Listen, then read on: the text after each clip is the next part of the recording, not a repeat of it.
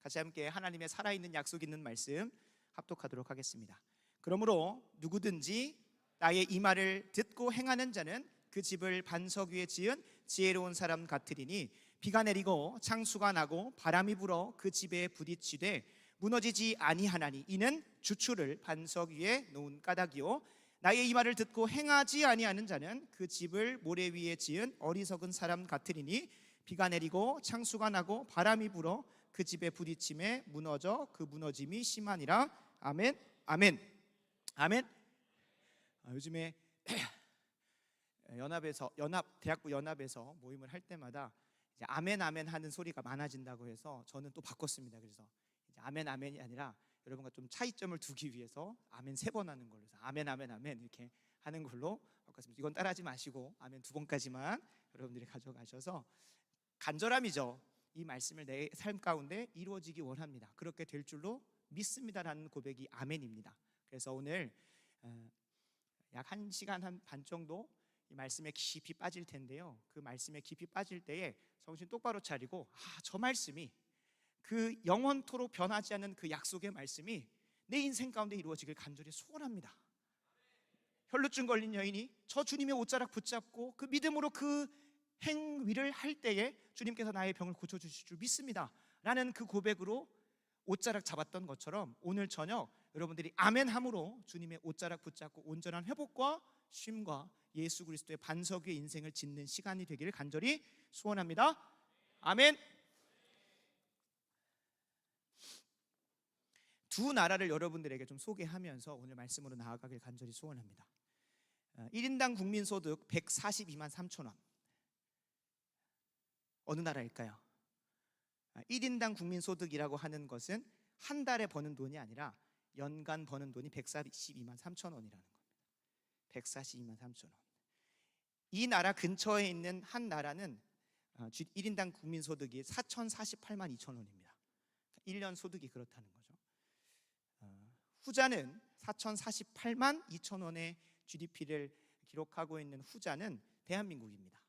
그리고 그 바로 옆에 붙어있는 북한은 1인당 국민소득 142만 3천 원입니다. OECD 177개국 중 꼴찌를 기록하고 있는 나라이기도 하고요, 국내에서 이루어지는 총 생산이 한국의 54분의 1, 대외 무역 금액이 한국의 1766분의 1. 근데 여러분 그거 아십니까? 1950년도에 한국전쟁이 발발하고 53년 종전 이후에 대한민국과 북한의 경제 수준은 지금하고 차원이 다를 정도로 북한이 월등히 앞서 있었습니다. 1960년도까지만 해도 1인당 국민 총소득이 137달러였습니다. 북한이 그랬다는 거예요. 근데 한국은 그에 비해서 94달러였어요. 1.5배 차이가 났다는 거죠. 그러니까 시작 자체가 달랐어요. 그리고 1970년도쯤에 이르러서 북한이 망해가기 시작한 게 아닙니다. 1953년도에 한국전쟁이 종전되고 그 이후에 60년대에 이르러서 엄청난 발전을 이룹니다.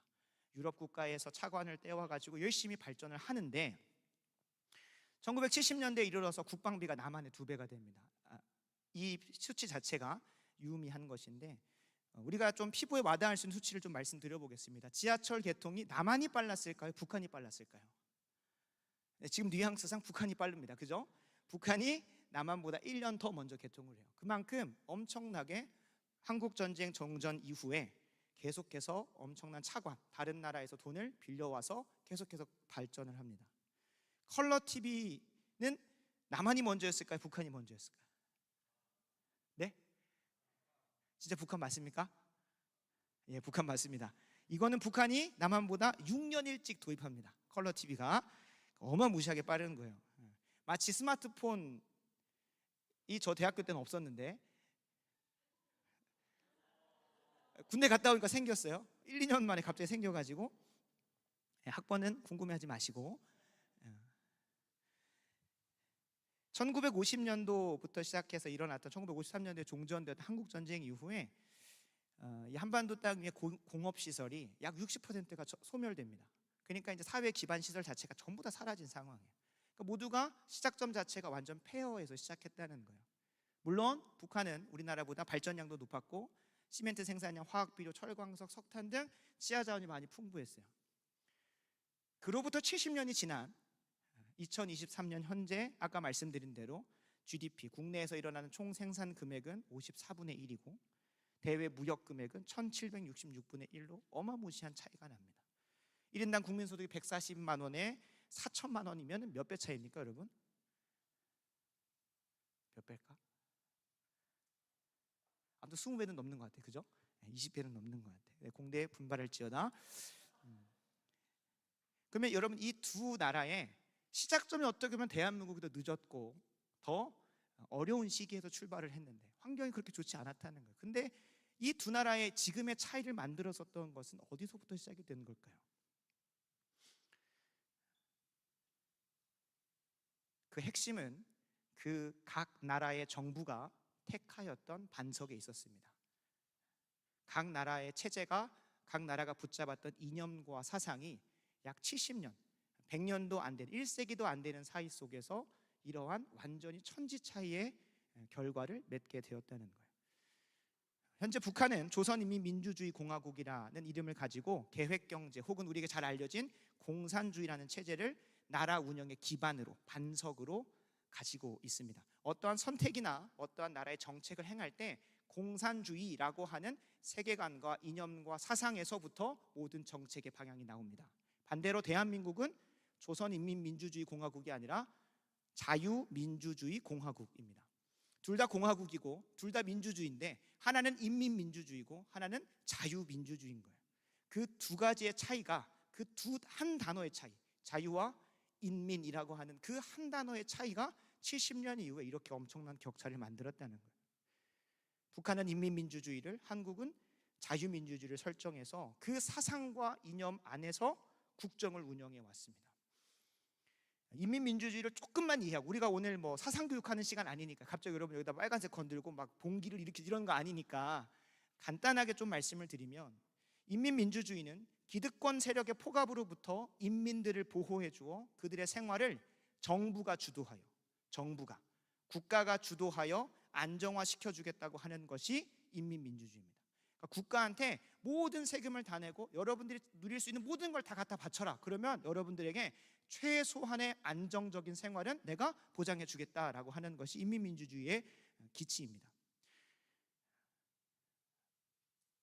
이를 위해서는 한 개인의 자유로운 사유재산을 가질 수가 없습니다.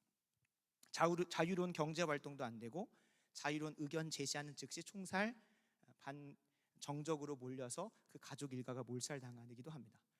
그러니까 자유로운 의견도 안 되고 자유로운 경제활동도 안 되고 자유로운 이사도 안 되고, 어떻게 보면은 자신의 최소한의 삶을 위해서, 최소한 보장되는 삶을 위해서 모든 걸 다 포기해버리는, 그러니까 모두가 통제되어 버리는 것이 인민민주주의의 지금 현실상입니다. 혹시 순경아 틀리고 있으면 문자를 줘라. 목사님이 열심히 연구는 했지만 현장을 더 잘은 모르기 때문에. 반대로 자유로운 사유재산 확보, 자유로운 경제활동, 심지어 대통령에게 막말을 해도 잡혀가지 않는, 북한에서 한번 생각을 해봅시다.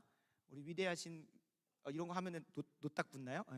그분에게 이렇게 하면 어떻게 됩니까? 바로 다음날 사라져버리는, 그 존재 자체가 사라져버리는, 자유로운 의견, 의사 표현해도 전혀 문제가 되지 않는, 최대한 확보해 주는 것, 그들의 자유로운 활동을 최대한 확보해 주려고 하는 것이 자유민주주의의 이념과 사상의 기치입니다. 평등이라고 하는 측면에서 보면 인민민주주의, 공산주의는 결과의 평등을, 그러니까 모두가 똑같아지는 평등을 주장을 하고, 자유민주주의 및 자유시장 경제에는 기회의 평등을 보장하려고 하는 것입니다. 자유롭게 내가 기회를 가지고 무엇이든 할 수 있도록 마련해 주는 것이 그 기치라는 거예요. 자유라고 하는 키워드로 한번 그 두 개를 비교해 보면, 전자는, 인민민주주의는 최소한의 자유를 보장해 주고 후자는 최대한의 자유를 보장해 줍니다. 물론 두 개 다 온전히 성경의 정신을 닮았다, 성경이 이 세상에서 딱 하나의 나라가 이루어지면 자유민주주의일 거다 혹은 인민민주주의일 거다라고 말하는 것이 아니라, 분명히 그 둘은 이 인간이 만든 제도이고 그 안에서 한계가 있다는 것은 분명합니다. 그러나 분명한 것은 무엇입니까? 어떠한 이념과 사상을 가지고 한 개인의 인생으로 말하면 어떠한 가치관과 세계관을 가지고 그 인생을 살았을 때에 몇 시간이 안 돼도 한 명의 인생이 100년 산다고 치면 1세기가 안 돼도 그 인생 가운데 당연한 결과로 마주하는 것이 분명히 있다는 거예요. 내가 어떠한 세계관과 어떠한 가치관과 어떠한 이념과 어떠한 사상과 우리말로 표현하면 어떠한 신앙을 어떠한 반석 위에 서서 그 인생을 짓느냐에 따라서 70년 뒤, 아니 오늘 본문의 성경에서는 종말의 때에 주님 다시 오시는 그날 그 행보가 생명으로 인도하는 천국 길이냐 아니면 지옥의 불로 떨어지는 길이냐라는 것을 결정한다고 오늘 본문은 약속하고 있습니다. 참 인생하고 닮아 있습니다. 두 나라가 선택한 그 행보가 한 인생이 예수 그리스도 안에서 생명의 길을 선택하느냐 아니면 죽음의 사망의 길을 선택하느냐에 따라서 달라지죠.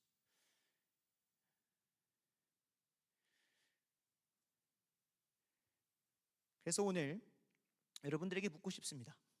그리고 오늘 말씀 안에서 그걸 깊이 씨름하고 기도의 자리에서 답을 찾고 가는 귀한 시간 되길 간절히 소원합니다. 여러분은 인생의 어떤 세계관과 가치관을 가지고 살아가십니까? 리트릿 주제와 같이 우리 모두가 다 우리의 인생이라는 집을 지어가고 있을 텐데 그 주추를, 그 기둥을 반석 위에 지은 집은 비가 나고 창수가 나고 비바람이 불어도 전혀 흔들리지 않고 무너지지 않지만 모래 위에 지은 인생은 얼마 가지 못하여 저 종국의 때 주님이 다시 오시는 그날을 마주하기도 전에 우리 인생에서 마주하는 고난과 환난과 핍박과 어려움 속에서 쉬이 무너진다고 합니다. 근데 그 무너지는 수준이 심히 크게 무너진다라고 성경 본문은 이야기하고 있습니다. 그래서 오늘 말씀 가운데 저와 여러분이 반석 그 위에 인생을 짓는 시간 되길 간절히 소원합니다. 간절히 바라고 원하옵기는 나는 반석 위에 분명히 지었어 라고 하는 인생도 그 반석을 깊이 고민해보고 굳어보고 말씀 안에서 분별하는 시간 되길 간절히 소원합니다. 나는 반석이라고 착각하고 이 인생 주여 주여 하면서 살았다가 주님 다시 오셨던 그날 내가 너를 모르노라 하고 하는 그런 얼터구니 없는 생각지도 상상할 수도 없는 그러한 종말을 맞이하는 이가 이 자리는 아무도 없기를 간절히 소원합니다. 아멘입니까? 그래서 오늘 이 말씀의 시간 가운데 나는 반석 위에 서 있나? 내 인생은 모래 위에 서 있나? 나는 반석이라고 생각했는데 나는 모래 위에 서 있었던 건가? 하는 그런 깊은 고민, 그런 고민을 함께 말씀 가운데서 하고 간절히 바라고 원하옵기는 예수 그리스도가 유일한 반석 되셔서 여러분들의 인생을 지탱해 주시고 보호하시고 세워주시고 인도하시는 것을 기대하고 소망하며 이 자리를 나아가길 간절히 소원합니다. 아멘입니까? 아멘입니까? 말씀을 들어가기 전에 최근 미국 조지아주 애틀란타에서 발생한 사건이 하나 있었는데 우리가 지금 인생을 짓고 집이라는 것으로 지금 말씀에 나아가니까 좀 철거업체 한 직원이 주소를 잘못 받아가지고 멀쩡히 있어야 될 집을 철거해 버렸대요. 그러니까 한 사람이 호지슨이라고 하시는 분인데 그분이 휴가를 갔다 왔는데 자기 집이 사라져 있는 거야. 간절히 바라고 원하옵기는 단 한 영혼도 잘 세워져 있는데 번지도 잘못 찾아가지고 무너지는 인생 없길 간절히 소원합니다. 아멘. 성령님이 찾아오셔야지 이 자리 가운데서 악한 영에게 사로잡혀서 그 인생 또 허망한 길로 가지 않길 간절히 소원합니다. 무서운 겁니다.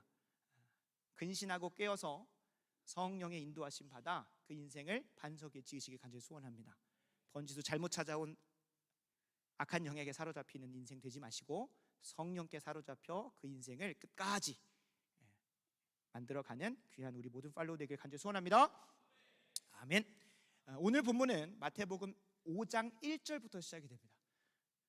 7장 24절 그 전에 큰 패러그래프는 마태복음 5장 1절에서 시작됩니다. 마태복음 5장 1장은 우리에게 너무나 잘 알려진 산상에서 설교하셨다. 그래서 산상수훈, 예수 그리스도께서 이 땅에 오셔서 그분의 사역을 시작하실 때 어떻게 보면 제자들을 OT하는, 내가 꿈꾸는 나라, 내가 앞으로 구원의 역사를 통해 이루어갈 나라의 시민들, 하나님 나라의 백성들은 이러한 삶을 살아야 돼.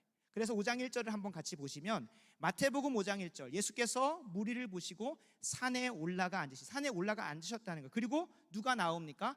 제자들이 나옵니다.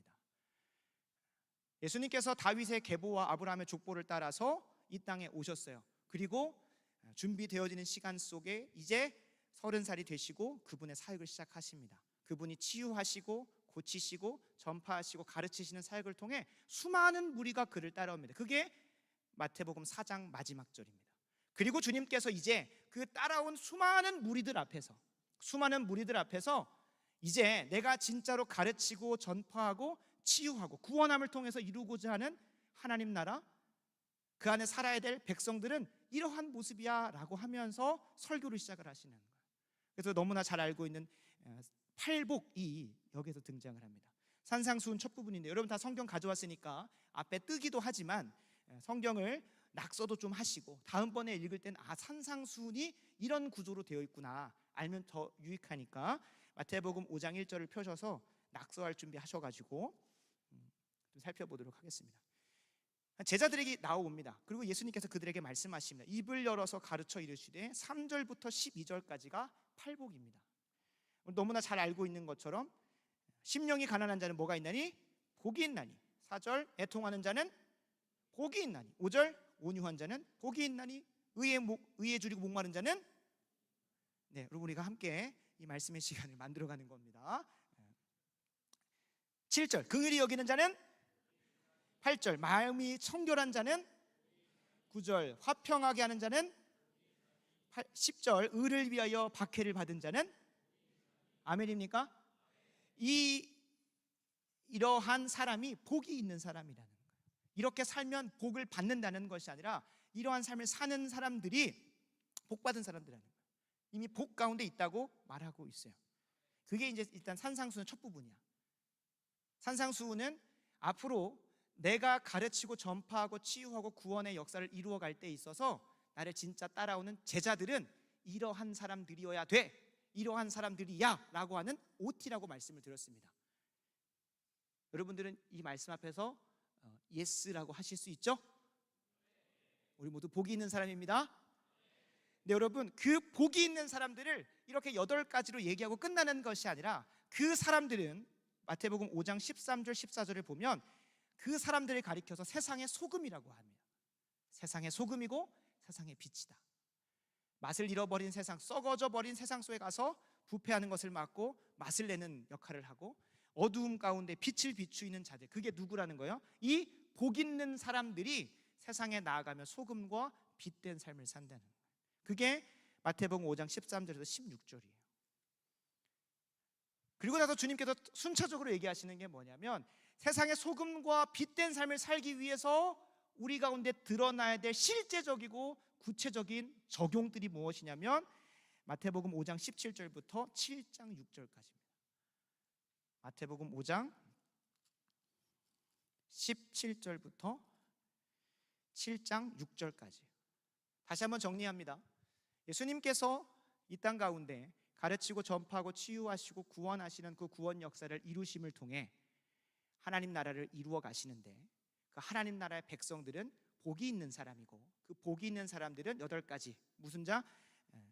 심령이 가난하고 애통하고 온유하고 의에 줄이고 목마르고 긍휼히 여기고 마음이 청결하고 화평하게 하고 의를 위하여 박해를 받은 자들이 복이 있는데, 그 복이 있는 사람들은 세상에 나아가면 어떤 사람들이라는 거예요? 세상의 소금과 빛된 삶을 산다는 거예요. 여러분 세상에 소금되고 빛된 삶을 사는 것이 무엇입니까? 여기서 백문백답이 나올 겁니다. 각자가 생각하는 소금된 삶은 이런 것이죠. 그러니까 마치 대화가 정적을 이끌 때 MSG를 착착착착 뿌려주는 게 소금된 삶이죠. 그런 사람도 있을 수 있어. 마음에 찔려서 지금 웃지 못하는 사람이 있는데 빛된 삶을 사는 겁니다 라고 했을 때 너무나 어두운 곳에 형광등 하나 달아주는 삶이 빛된 삶이죠. 너무 드립의 수준이 한 달 만에 마주해서 그런지 여러분들하고 그 주파수가 맞지 않는 것 같습니다. 근데 주님께서 복 있는 사람은 이런 사람, 세상의 빛과 소금된 삶을 살 텐데, 세상의 빛과 소금된 사람들의 모습에서 드러나야 되는 것이 무엇이냐면 뒤에 나오는 내용들입니다. 마태복음 5장 후반부부터 7장 6절에 걸쳐서 나온 말씀에 어떠한 것들이 있냐면 5장 22절 한번 살펴보겠습니다. 5장 22절. 5장 22절 같이 함께 소리내서 읽어보겠습니다. 시작. 나는 너희에게 이르노니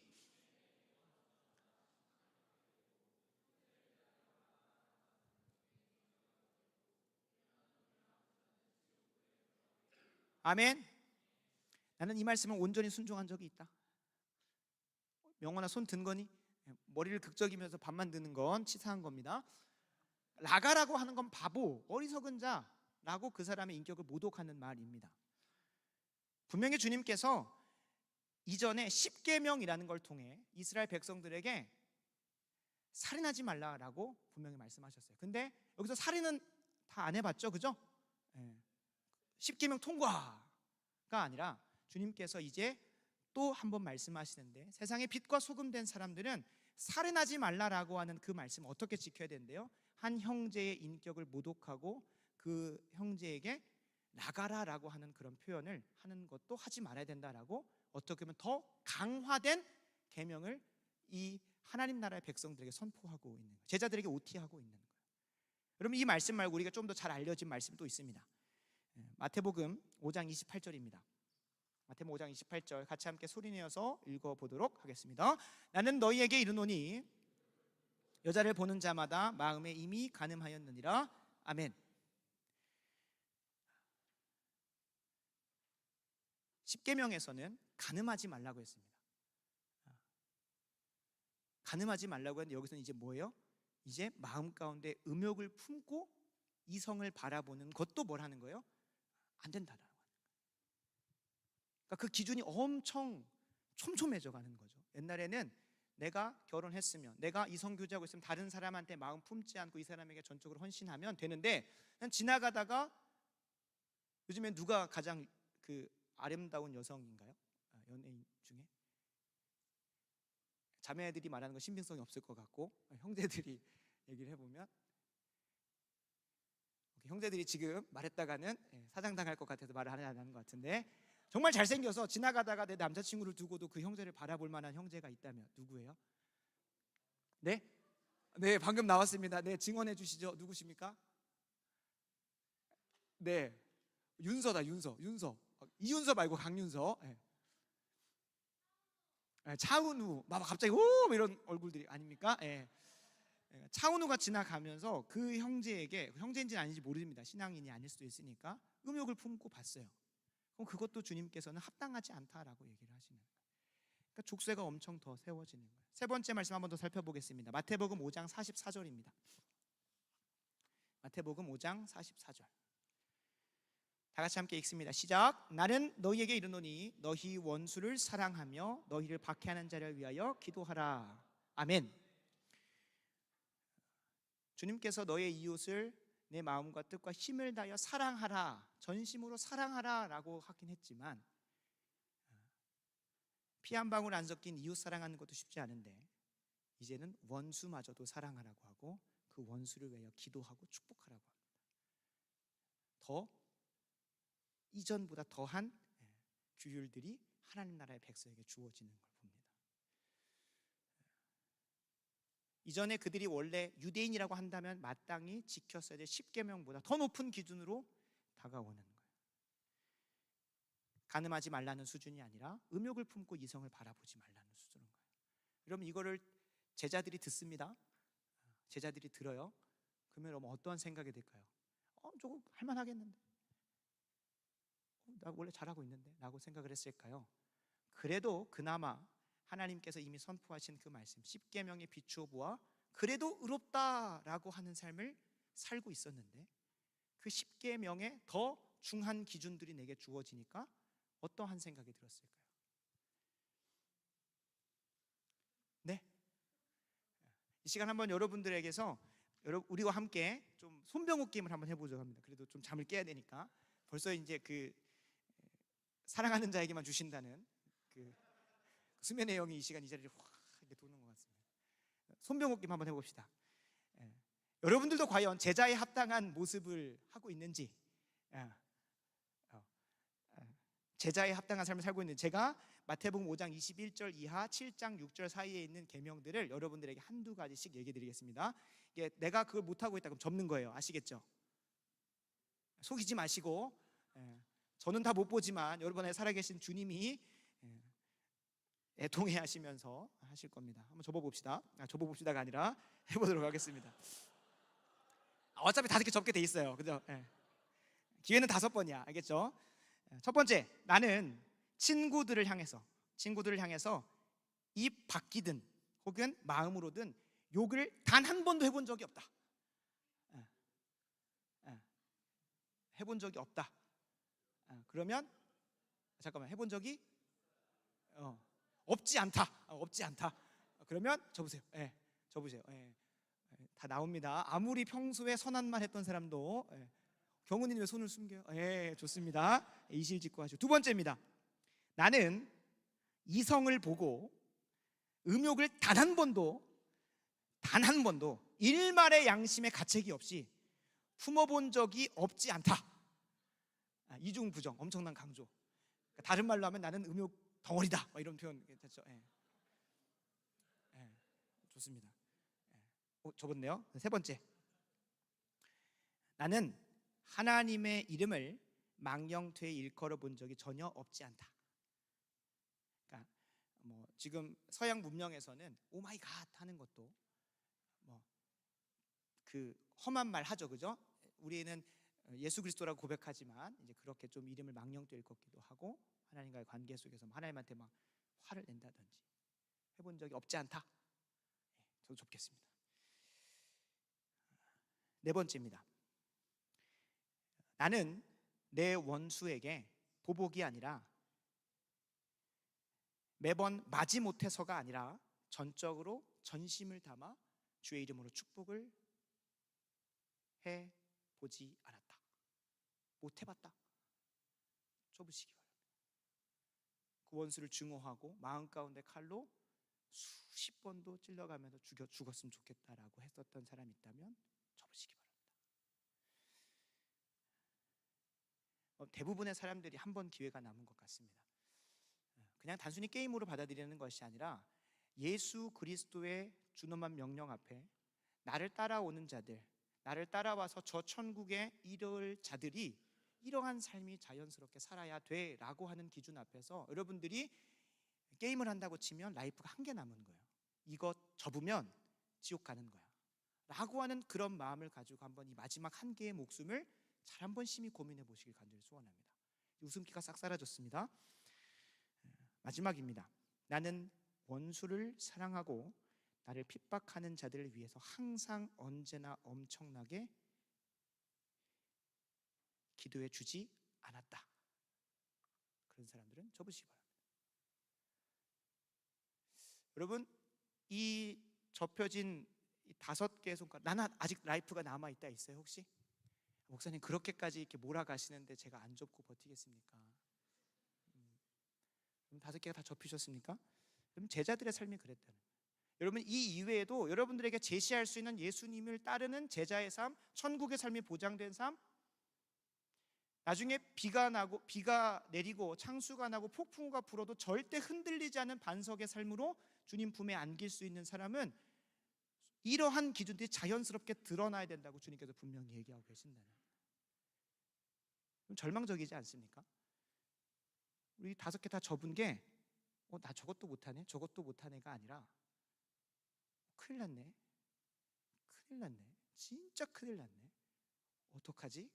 이제 하나 남았네 라고 하는 절망이 마태복음 5장 21절부터 7장 6절 한 절 한 절이 그 제자들의 삶에 폐부를 찌르면서 와, 나 망했다, 나에게는 소망이 하나도 없다, 도저히 인간으로서는 하나도 지킬 수 없는 것들만 제시하는 그 주님의 그 말씀이 너무나 나의 삶을 절망 속으로 치닫게 만들었다는 거예요.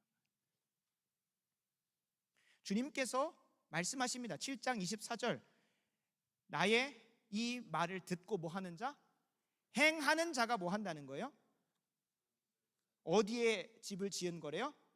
반석 위에 지은 집이래요. 이 반석은 비가 나고 창수가 나고 대환란의 때가 오더라도 결코 흔들리지 않고 주님이 약속하신 천국의 삶을 당당하게 들어갈 수 있는 걸 약속을 합니다. 그냥 이 본문만 보면 목사님 그거 아닌 것 같은데, 그 앞에 보면 좁은 문에 대한 비유가 있고 그 뒤에 좋은 열매와 나쁜 열매를 말하면서 종말의 때, 주님 다시 오시는 그날, 그 대환란의 때에 그 환란과 심판을 견디지 못하고 지옥으로 갈 사람들이 있고, 지옥으로 가지 않고 주님 품에 안겨 생명의 풍성함을 누릴 수 있는 자들이 이 두 가지로 갈라진다는 거예요. 근데 여러분, 여기서 주님 뭐라고 말씀하십니까? 이 말이야, 이 말. 이 말이 뭐예요? 지시대명사예요. 지금 마태복음 5장 1절부터 시작해서 7장 23절까지 있었던 모든 말, 제자라고 한다면, 천국이 보장된 사람이라고 한다면, 생명으로 인도함 받고 있는 자라면 이것이 마땅히 드러나야 돼. 이거를 행하고 뭐하는 자, 듣고 행하는 자라만이 지혜로운 사람이고, 그 지혜로운 것이 언제 판명나요? 비가 나고 창수가 나고 폭풍이 불어서 집이 후드려 맞을 때 무너지지 않는 것으로 그것이 지혜로운 인생인지, 아니면 7장 26절에 나오는 것처럼 어리석은 인생인지가 그때 판가름 난다는 거예요. 근데 우리의 길과 진리와 생명 되시는 예수 그리스도께서 이것을 통하여 우리의 앞날을 이 말씀 앞에서 분별하라는 거예요. 근데 여러분, 우리가 방금 손병호 께 다 적었습니다. 단 한 명도 반석에 지은 집이 없어요.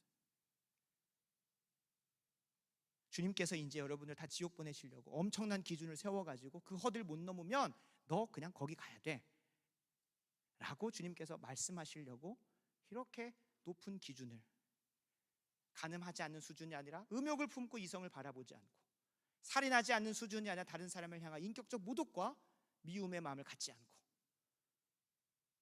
다른 사람을 사랑하되 원수조차도 사랑하고 축복할 수 있는 사람으로 살아가게 가지 못하는 자는 다 접어라고 하는 거예요.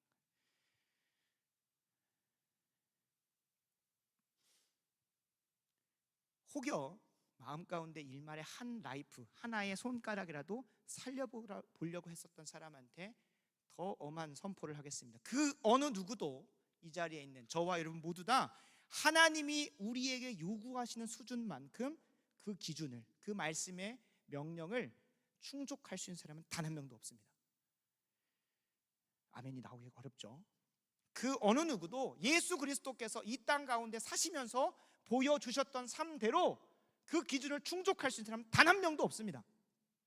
그리고 그 어느 누구도 성령의 도우심 없이 이 말씀대로 살 수 있는 사람은 단 한 명도 없다고 성경은 분명하게 증언하고 있어요.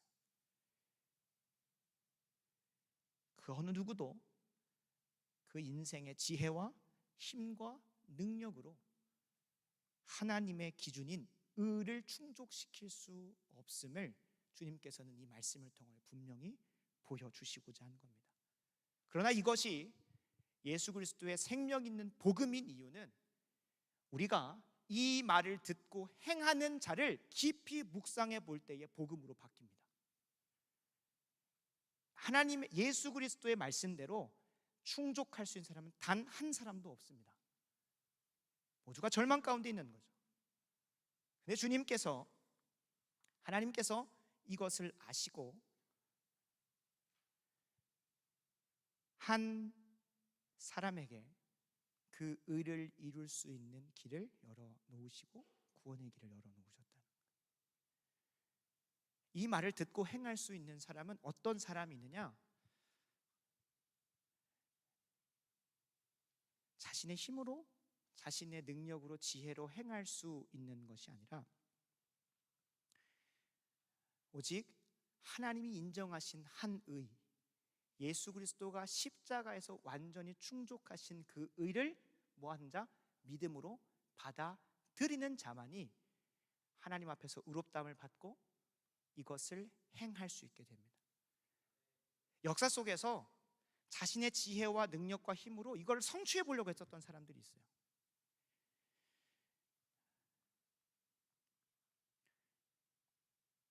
바로 이 모세를 통하여 십계명, 그 말씀을 먼저 들은 유대인들이 그러한 사람들입니다. 미시나, 탈무드, 그 안에 있는 미드라시와 같은 그들의 여러 가지 법규와 세부 규칙들을 만들어가면서까지 주님 말씀을 잘 순종해가지고 하나님 앞에 의롭다함을 받아보려고 엄청나게 노력했어요. 그런데 주님께서 그들에게 이렇게 말씀하십니다. 마태복음 23장 27절 28절 뒤에 뜹니다. 화 있을진저 외식하는 서기관들과 바리새인들이여 회칠한 무덤 같으니 겉으로는 아름답게 보이나 그 안에는 죽은 사람의 뼈와 모든 더러운 것이 가득하도다. 이와 같이 너희도 겉으로는 사람에게 옳게 보이되 안으로는 외식과 불법이 가득하도다라고 하는 거예요. 그러니까 바리새인들이 어떻게든 하나님 말씀을 잘 지켜봐서 하나님 앞에 의롭다함, 하나님이 인정하시는 그 의를, 천국에 들어갈 수 있는 그 의라는 기준을 충족시켜보려고 노력을 했어요. 근데 주님께서 와서 얘기하시는 거예요. 이 회칠한 무덤 같냐? 무덤은 뭐가 있습니까? 아무리 여러분 꾸며도 무덤은 무덤이에요. 그 안엔 생명이 없어요. 그죠? 아무리 회칠했다는 건 뭐예요? 바깥을 엄청나게 꾸며도 그것은 생명이 없다는 거예요. 아무리 하나님 말씀을 제대로 순종하려고 해도 뭐 하지 않는 수준? 가늠하지 않는 수준에서 머무는 거예요. 그러니까 주님께서 가늠하지 말라가 원래 그런 의도가 아니야 라고 오늘 가르쳐주고 계시는 거예요. 가늠하지 말라는 건 하나님께서 원래 의도하시는 건 뭐예요? 음욕을 품고 다른 사람을 바라보는 수준조차도 하면 안 된다라고, 더 높은 기준을 하나님께서 제시하고 계시는 거예요. 가늠하지 말라, 살인하지 말라의 수준이 아니라 살인 안 했다, 나 잘 지켰다, 그런 수준이 아니라 주님께서 우리에게 요구하시는 의는 뭐라는 거예요? 다른 사람의 인격적 모독과 심지어 원수까지 사랑하는 그것까지 하나님께 이루시기를 원하시죠. 그러니까 아무도 하나님 말씀 앞에서 의롭다함 받을 수가 있다 없다? 없다는 거예요. 그들은 어떻게 보면 최소한의 순종을 해보려고 했다는 거예요. 어떻게든 그건 난 지켰어. 마치 그런 거죠. 그 차량을 모는 사람이 있죠. 다 운전면허는 있죠. 교통법규를 지켜야 할 때, 요즘에 이제 신호 좀 법규가 바뀌어가지고 우회전할 때 모르는 사람도 더 많은 것 같아서 그냥 안 사용하도록 하겠습니다. 어찌됐든 간에 법을 최소한으로 지키는 거예요. 최소한. 어떻게든 이 법만 딱 지키는 수준으로. 그걸 우리가 보통 편법이라고 할 때가 좀 있습니다. 그러니까 법을 조금 피해서 법은 지키는 듯 안 지키는 듯 하면서도 능구렁이처럼 지나가는, 바리새인들이 그랬다는 거예요. 그러니까 주님께서 그들을 향해서 화 있을진저 외식하는 바리새인들이여라고 엄청 뭐라고 하시는 거예요.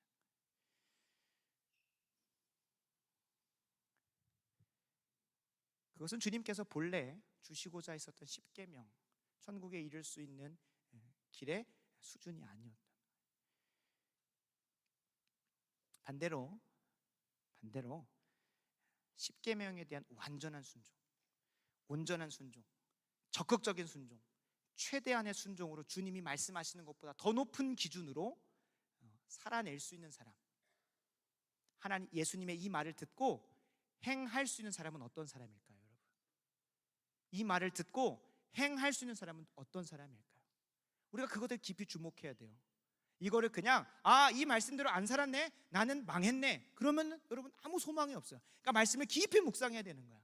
이 말을 듣고 행할 수 있는 자가 누굴까? 행할 수 있는 자가 누굴까?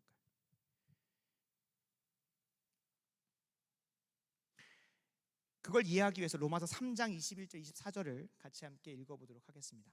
로마서 3장 21절 24절 다 같이 함께 읽습니다. 이제는 율법 외에 하나님의 한 의가 나타났으니 율법과 선지자들에게 증거를 받은 것이라. 곧 예수 그리스도를 믿음으로 말미암아 모든 믿는 자에게 미치는 하나님의 의니 차별이 없느니라. 모든 사람이 죄를 범하였음에 하나님의 영광에 이르지 못하더니 그리스도 예수 안에서 있는 속량으로 말미암아 하나님의 은혜로 의롭다 하심을 얻은 자 되었느니라. 아멘입니까?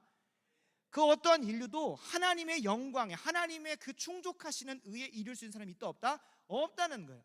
근데 어떤 사람이 예수님의 말을 듣고 행할 수 있는 자들일까요? 오늘 이거가 우리가 꼭 해결하고 가야 되는 첫 번째 포인트입니다. 주님이 제시하시는 그 말, 이 말 앞에서 우리가 반응해야 되는 것 첫 번째는 절망입니다. 나는 아무것도 할 수가 없구나, 단 하나도 의롭다함을 받을 수 없구나라는 걸 깊이 깨달으셔야 돼요. 그리고 거기에서 우리가 바라봐야 될 게 있습니다. 하나님이 온 시대와 장소를 초월하여 모든 인류에게서 인정하신 한 의가 있는데 누구예요? 예수 그리스도의 십자가로 이루신 의만이 하나님이 의롭다라고 평하셨다는 거예요. 그 의를 우리가 뭐 할 때? 믿음으로 우리의 것으로 받을 때, 믿음으로 말미암아 성령 안에서 예수님과 연합함으로 내게 그 의가 전가되어질 때 우리는 의롭다함을 받을 수 있는 거예요. 내가 아무것도 한 것이 없는데 하나님이 보시기에는 나는 의롭다는 거예요. 내가 아무것도 한 것이 없어요. 천국에 들어가기 위해서, 구원받기 위해서 나는 아무것도 할 수 있는 것도 없고 한 것도 없는데 예수 그리스도가 십자가 못 박혀 죽으심으로 온전하게 이루신 그 의를 내가 믿음으로 붙잡기만 하면, 성령으로 연합하여 예수님의 의가 내 의가 되고 내 죄가 예수님에게 전가되어 그 죄를 십자가에서 해결하시고 이루신 그 의를 나에게 덧입혀 주시는 거예요. 그게 여러분 이 말을 듣고 행할 수 있는 것의 비밀입니다. 여러분, 아무것도 할 수 없는 내 자신을, 그 절망의 구렁텅이에 있는 나를 끄집어내어 살려주면 여러분 그 끄집어내준 사람한테 어떤 마음이 듭니까? 불평과 불만과 짜증과 시기와 악의와 비방이 나옵니까? 아니면 감사와 찬양과 더 나아가서 사랑의 마음으로 그에게 다가가게 됩니까? 전자라고 한다면 여러분 절망적입니다. 감사와 사랑과 찬송을 하게 돼 있습니다. 하나님께서 우리에게 요구하시는 수준은 살인하지 말라, 간음하지 말라, 도적질하지 말라의 수준인데, 그 수준으로 지키는 것이 아니라 나를 죽음 가운데서, 사망의 길 가운데, 절망의 가운데에서 소망의 삶으로 바꿔주신 그 은혜가 고마워서 나오는 것이 무엇입니까? 최소한의 순종이 아니라 최대한의 순종이요, 온전한 순종이요, 완전한 순종이요, 적극적인 순종입니다. 이 순종은 아닙니다. 조는 것 같아서 여러분들에게 완전한 순종이 나온다는, 뭐 할 때? 내게 은혜 베푸신 것을 감사로 받아들일 때. 근데 그 은혜는 어떤 사람에게 가장 가치가 있습니까? 그냥 여러분 길 가다가 아파트 분양 홍보한다고 그 알바하시는 분들이 휴지깡 나눠주면 여러분 그 가치가 없어서 잘 받지 않습니다. 근데 여러분 잘 생각해 봅시다. 내가 길을 가다가 너무 더러운 비유지만 급동이 내 대장을 흔들기 시작을 했어요. 고치라도 나올 것 같아. 그래서 앞에 있는 공중화장실에 들어갔어요. 근데 마침 거기에 전 사람이 다 쓰고 가가지고 바닥에 휴지만 널브러져 있고 아무것도 쓸데기 없는 것들만 있어요. 내 가방에는 휴지 조각 한 장이도 없고 심지어 비벼서 쓸 수 있는 A4 용지도 아무것도 없어요. 그런 절망적인 상황 가운데 그것이 그 구멍을 뚫고 나오려고 하는 그 절박한 심정 속에 앞에서 아파트 분양하는 아주머니가 학생 이거 하나 갖고 가라고 하면서 줘요. 그럼 여러분 그것을 무엇이라 생각합니까? 너무 비유가 더럽습니다만 정말로 감사와 환희와 기쁨과 즐거움, 심지어 그 알바생을 뭐라고 생각할 겁니까? 생명의 은인이라고 생각합니다. 여러분, 우리에게 하나님께서 베푸신 구원이 이 더러운 비유하고 일맥상통하는 것은 아니지만 은혜를 은혜로 받아들일 수 있고 은혜에 대한 올바른 반응으로 감사와 찬양과 기쁨과 즐거움으로 나아가는 사람은 뭐를 먼저 맛봐야 되는 사람입니까? 주의 말씀의 순서도 동일하듯이 절망을 먼저 맛보셔야 되는 거예요. 나는 하나님 앞에서 아무것도 할 수 없는 존재다라는 사실을 뼈저리게 경험하지 않은 사람은 뭘 바라보지 않습니까? 예수님께서 이 땅에 2000년 전에 오셔서 나를 위하여 십자가에 못 박혀 죽으시고 부활하심으로 그 모든 죄값을 다 치르시고 그것을 나에게 거저 은혜로 주신다는 사실을 내가 감사로 받을 수 있는 사람은 어떤 사람이에요? 내 힘대로, 내 능력대로, 내 마음대로 내 삶을 사는 사람은 결코 그것을 은혜로 받지 않습니다. 주면 감사, 안 줘도 노 땡큐. 근데 어떤 사람은 내 영혼의 고민, 내 인생의 고민 속에 내 인생 가운데는 아무것도 소망이 없고 오직 절망뿐이라는 사실을 성령의 조명 아래 뼈저리게 느낀 사람은 그 구원을 은혜로 받아들입니다. 정말로 주님께서 무서운 말씀을 하셨는데 마태복음 7장을 한번 잠깐 살펴보겠습니다. 마태복음 7장 6절에 한번 보면 주님께서도 분명하게 말씀하셨어요.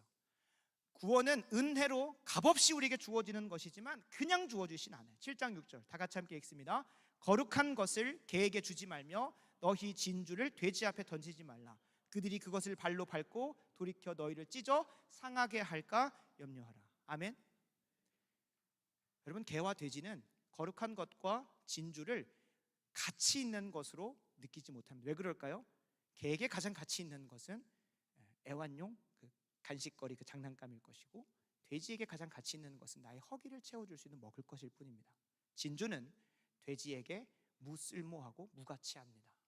정말로 구원을 가장 가치 있고 은혜로 감사로 받아들일 수 있는 사람은 어떤 사람입니까? 내가 죄인임을, 내가 주님의 말씀 앞에서 아무것도 할 수 없는 절망적인 죄인임을 깊이 통회하고 하나님 앞에서 회개하는 자만이 주님이 은혜로 베풀어 주시는 그 구원을 감사로 받아들이는 거예요. 찬양함으로 받아들이는 거예요. 감격 가운데 받아들이는 거예요. 그리고 이것을 나 혼자 간직하지 않고 누군가에게 흘려보내주는 거예요. 그러한 사람만이 어떠한 반응이 나옵니까? 주님의 말을 듣고 행할 수 있는 능력이 주어지는 거예요. 주님의 말씀대로 살 수 있는 능력이 주어지는 거예요. 예수 그리스도께서 십자가 죽으심과 부활로 이루신 그 의, 하나님이 인정하시는 그 의로움을 나에게 주시는 방법이 뭐라고 했어요? 아까 키워드 연합.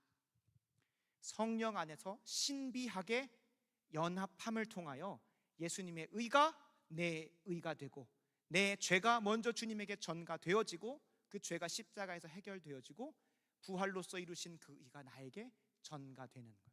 내가 주님과 연합했기 때문에 이제는 내 능력, 내 힘, 내 지혜, 내 마음대로 사는 인생이 아니라 나와 연합하여 계시는 누구의 뜻과 누구의 힘과 누구의 능력과 누구의 지혜로 살아가게 됩니까? 이제 예수의 힘과 예수의 능력과 예수의 지혜와 예수의 인도하심을 따라 사는 인생으로. 그러니까 뭐 할 수 있는 거예요?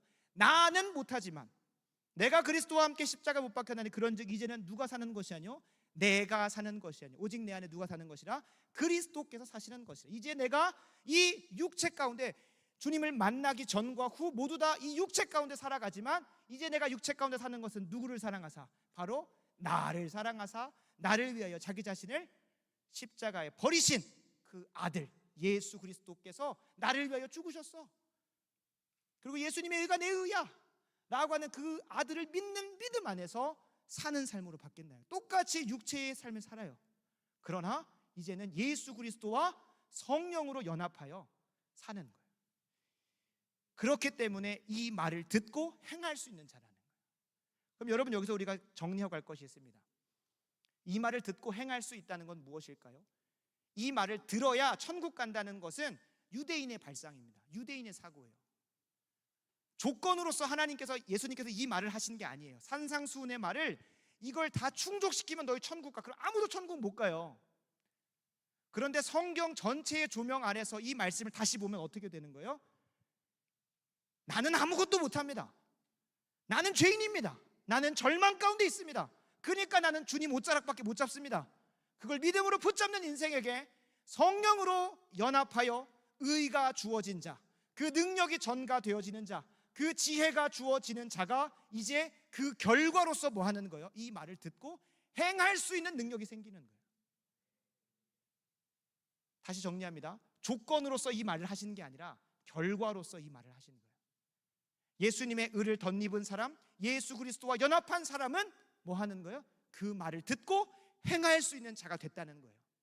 그런 사람은 삶 가운데서 이런 열매가 맺어질걸? 하나님을 너무 사랑해서 이웃을 너무 사랑할 것이고, 하나님이 사랑하시는 그 영혼에게 비록 원수일지라도 기도하고 축복하고 사랑하는 마음이 나갈 것이고, 하나님을 너무너무 사랑하기 때문에 내 인생 가운데 도적질 그런 건 생명도 못 쓰고 남에게 베풀어주는 인생으로 나가게 될 거예요. 그게 어떻게 가능합니까? 조건으로서가 아니야. 구원을 받는 조건으로서 있는 것이 아니라 예수님의 의를 믿음으로 붙잡은 사람에게서 자연스럽게 드러나는 열매, 그것이 이 말이라는 거예요.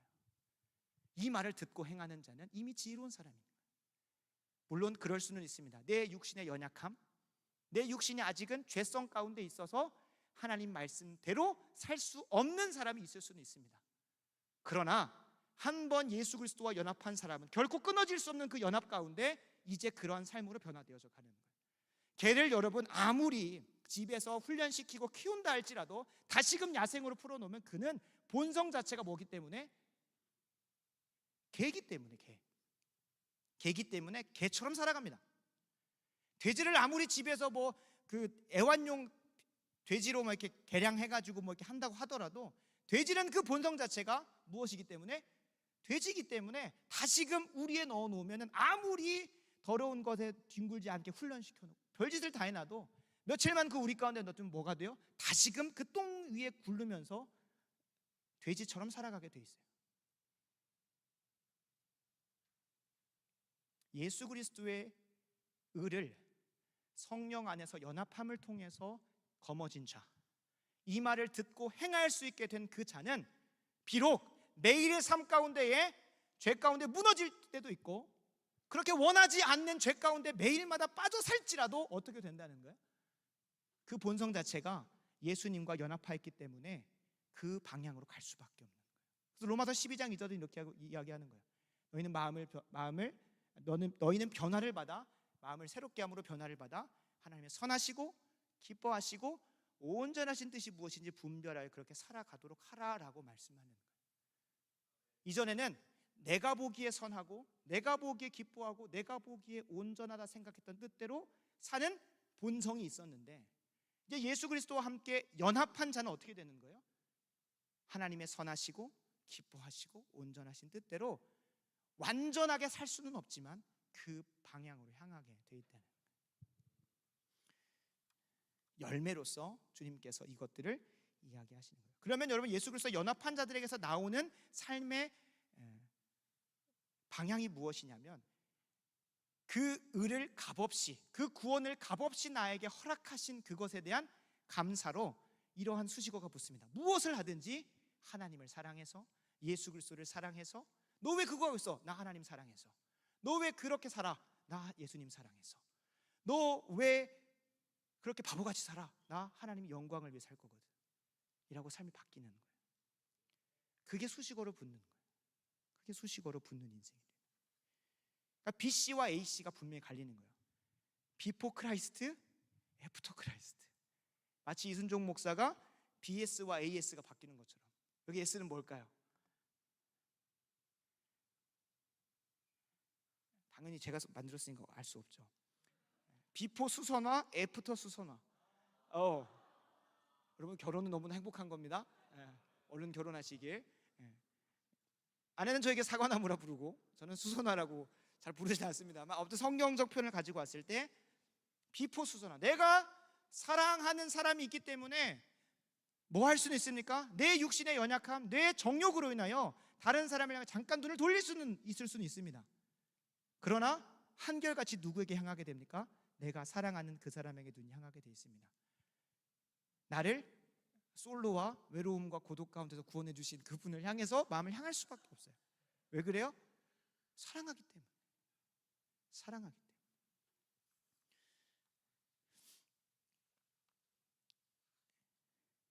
이것이 예수 그리스도 안에서 연합한 자들이고 그리고 그 연합한 자들을 오늘 본문은 뭐라고 표현합니까? 이 말을 듣고 행하는 자는 어디 위에 집을 지었다?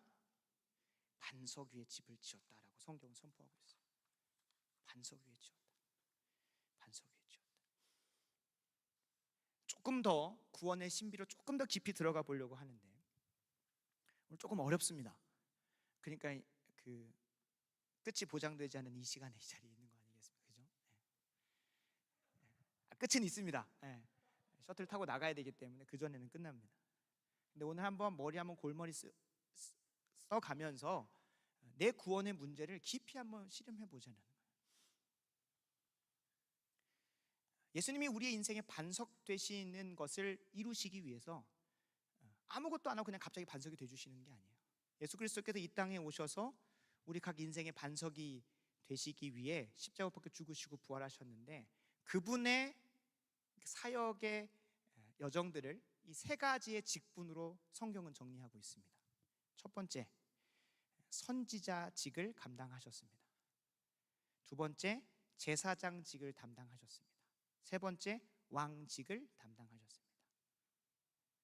선지자, 제사장, 왕으로서 예수님은 우리의 구원의 근거를 마련하셨어요. 선지자로서 우리가 예수님이 없으셨다면 잘못된 지식을 가지고 잘못된 지혜를 가지고 세상의 철학과 속임수와 그들의 지혜를 가지고 우리의 인생을 바라보게 됩니다. 그러나 예수 그리스도로 인하여 우리의 인생을 바라보는 시선이 달라지게 돼요. 참된 지식, 우리 인생을 올바르게 볼 수 있는 지식을 선지자를 통해서 마치 하나님의 말씀을 대언하시는 것처럼 예수 그리스도께서 구원의 반석 되셔서 우리의 인생의 선지자로서 내 인생이 어디로 가야 할지, 내가 잘 가고 있는지, 내가 올바른 길 위에 서 있는지를 분별할 수 있도록 참된 지식을 주십니다. 제사장직을 감당하십니다. 제사장은 하나님과 인간 사이에 대적하고 있는, 멀어져 있는 그 관계를 화목하게 하는 것에 그 역할이 있습니다. 죄를 지어서 하나님과 대적하며 살았던 인간을 하나님과 화목하게 함으로 그 관계를 회복시킴으로 하나님께서 우리 인생 가운데 깊이 관여하시고 들어오셔서 우리에게 약속하시는 수많은 약속들이 있는데, 특별히 하나님, 절대적인 하나님이 여러분들의 인생 가운데 없다고 생각해 봅시다. 그럼 어떻게 됩니까? 가장 먼저 찾아오는 건 두려움과 불안일 겁니다. 이전까지는 내 인생을 주님께 맡기고 살았고, 이전까지는 주님이 내 인생 끝까지 책임지시는 그 믿음 안에서 뭘 해도 괜찮아 라고 하는 삶으로 살았을 수 있는데, 주님이 아예 없으시다고 생각해봐요. 이제 혼자 내 인생 내 마음대로 내가 개척하며 살아야 돼요. 그것만큼 불안하고 두렵고 걱정되는 것이 없죠. 주님께서 우리의 인생 가운데 찾아오셔서 주님 예수 그리스도께서 하나님과 우리 사이의 관계를 화목하게 하심으로 주님이 약속하시는 약속들을 풍성히 내 삶 가운데 누릴 수 있도록 해주셨다. 그것이 주님께서 우리에게 제사장 되어주셨다는 거예요. 또 무엇을 해주십니까? 왕으로서 우리를 다스리시고 통치해 주십니다. 미디어를 통해서 배운 왕의 선입견은 무엇이에요? 마치 폭군과 억압하는 자처럼 느껴지지만, 백성들은 왕의 건강한 통치와 다스림 가운데 있을 때 가장 안정감을 누릴 수 있습니다. 가장 바른 삶을 살아갈 수 있습니다. 예수 그리스도를 통하여 온 우주 만물의 창조자 되시고 운행하시는 그분이 내 인생을 실수 없이 통치하시고 다스려 주시고 보호하시고 보존하시고 책임져 주신다는 거예요. 그게 무엇을 통해서? 예수 그리스도의 구원을 통해서 하나님이 우리에게 그렇게 왕이 되어주시는 걸 회복시켜 주셨다는 거예요. 그게 우리의 인생의 반석을 정리할 수 있는 선지자, 제사장, 왕이라는 거예요. 그리고 주님은 그 구원을 베푸시고 나서 예수 그리스도라는 반석 위에 서서 살아갈 때에 여러분들 또한 누구의 형상대로 지음받았습니까? 하나님의 형상대로 지음받았습니다. 하나님의 형상대로 지음받은 저와 여러분이 세상에 대하여 똑같이 어떻게 감당합니까?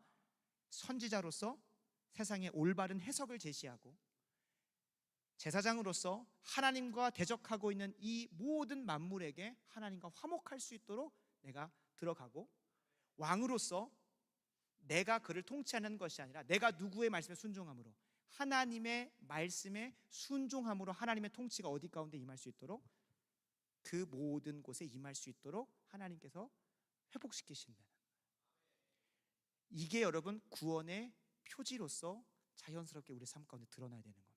말씀드렸습니다. 예수 그리스도께서 우리의 반석이 되어 주셔서 우리의 인생 그 반석 위에 지어져 갈 때에 예수님이 우리를 위해서 하셨던 것이 똑같이 우리의 삶 가운데 드러나요. 왜요? 내 안에 누가 들어오셨기 때문에, 내 인생 가운데 누가 들어오셨기 때문에, 내 삶에 누가 연합되었기 때문에, 예수님이 연합되었기 때문에 예수님의 성품이 드러날 수밖에 없고, 예수님이 하시는 일이 드러날 수밖에 없고, 예수님께서 이 땅 가운데 감당하셨던 삶으로 갈 수밖에 없어요. 이것을 신비적 연합이라고 하는데, 신비적이라고 하는 건 우리 이성을 초월한다는 거예요. 여러분, 연합한다고 하면 내 자아가 사라지는 것처럼 보이잖아요. 근데 수많은 신학자들이 이 말씀을 묵상하면서 예수님과 연합한 자들은 그 자아가 더 또렷해진다는 거예요. 원래 주님께서 지으신, 하나님께서 창조 시절에 지으신 그 모습 그대로 온전히 회복하게 된대요. 왜요? 예수 그리스도와 연합했기 때문에. 이 연합을 조금 더 깊이 이해할 수 있도록 성경은 수많은 비유들을 가지고 옵니다. 요한복음 15장 7절을 보면 이런 표현이 있습니다. 포도나무와 가지의 비유입니다. 원줄기 되시는 예수 그리스도에게 가지인 우리가 접붙임 되는 걸 표현하고 있어요. 요절은 좀 이따 하겠습니다. 요한복음 15장에 보면 예수님과 우리가 연합하는 모습에 대해서 비유적으로 얘기해요. 물론 비유는 완벽하게 연결시킬 수는 없습니다. 그러나 이해를 돕는 거죠. 또 어떤 연합이 있습니까? 우리가 그토록 원하는 거. 감사합니다. 네. 가장 먼저 하시길 간절히 소원합니다. 남자와 여자, 전혀 다른 인생을 살았던 남성과 여성이 주 안에서 연합하는 것을 에베소서 5장에서는 어떻게 표현합니까? 이 비밀이 크도다. 이것은 교회와 그리스도, 누구예요? 예수님과 신자들의 모임인 교회가 연합하는 것을 가리키고 있다라고 성경은 이야기하고 있어요. 예수 그리스도께서 머리 되시고 교회는 몸이 되어서 주님과 연합하는 거예요.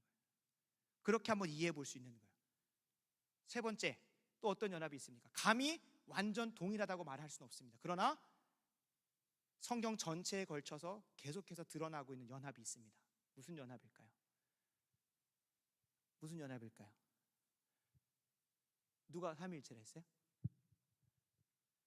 뭐 추궁하려고 하는 거 아니지? 단주대에 올려라 뭐 이런 거 아니에요. 삼위일체. 성부와 성자와 성령 사이에 온전한 연합, 결코 깨어질 수 없는 그 연합. 그 안에서 사랑과 교제를 통하여 너무나 풍성하다 못해 본인들이 누리고 있었던 그 사랑을 다른 피조물들과 누리기 위해 인간을 창조하신 그 연합. 물론 그것과 완전하게 동일하다고 볼 수는 없습니다. 우리가 신은 아니잖아요, 그죠? 그러나 주님은 이렇게 말씀하십니다. 우리가 하나 된 것 같이 그들도 하나 되게 하옵소서. 우리하고 완전 똑같이 될 수는 없어요. 성부와 성자와 성령은 영원 전부터 영원까지 결코 끊어질 수 없는 사랑과 교제의 연합 속에 계신 한 분이시기 때문에 결코 저와 여러분이, 혹은 저와 여러분, 우리가 그게 아니지, 저와 예수 그리스도가 영원까지 끊어지지 않는 연합이긴 합니다만 성부와 성자와 성령의 자리에 사위에 올라가는 건 아니잖아요, 그죠? 갑자기 내가 여기서 사위다, 계시죠? 저쪽에 시읒 치읒 지읒, 본인이 그렇게 주장하는 거예요. 신천지 얘기하는 겁니다. 그러니까 그 연합하고 완전하게 동일한 것은 아니지만 분명한 것은 그 세 가지의 연합을 통해 비추어 볼 때 이 연합이 어떻게 이루어지는지를 좀 반추해 볼 수 있습니다. 각 세 개의 비유에 나오는 내용들을 좀 같이 한번 살펴보기를 원하는데, 요한복음 15장 7절입니다. 요한복음 15장 7절. 앞에 뜨니까 이거는 바로 같이 보겠습니다. 같이 읽습니다. 너희가 내 안에 거하고 내 말이 너희 안에 거하면 무엇이든지 원하는 대로 구하라.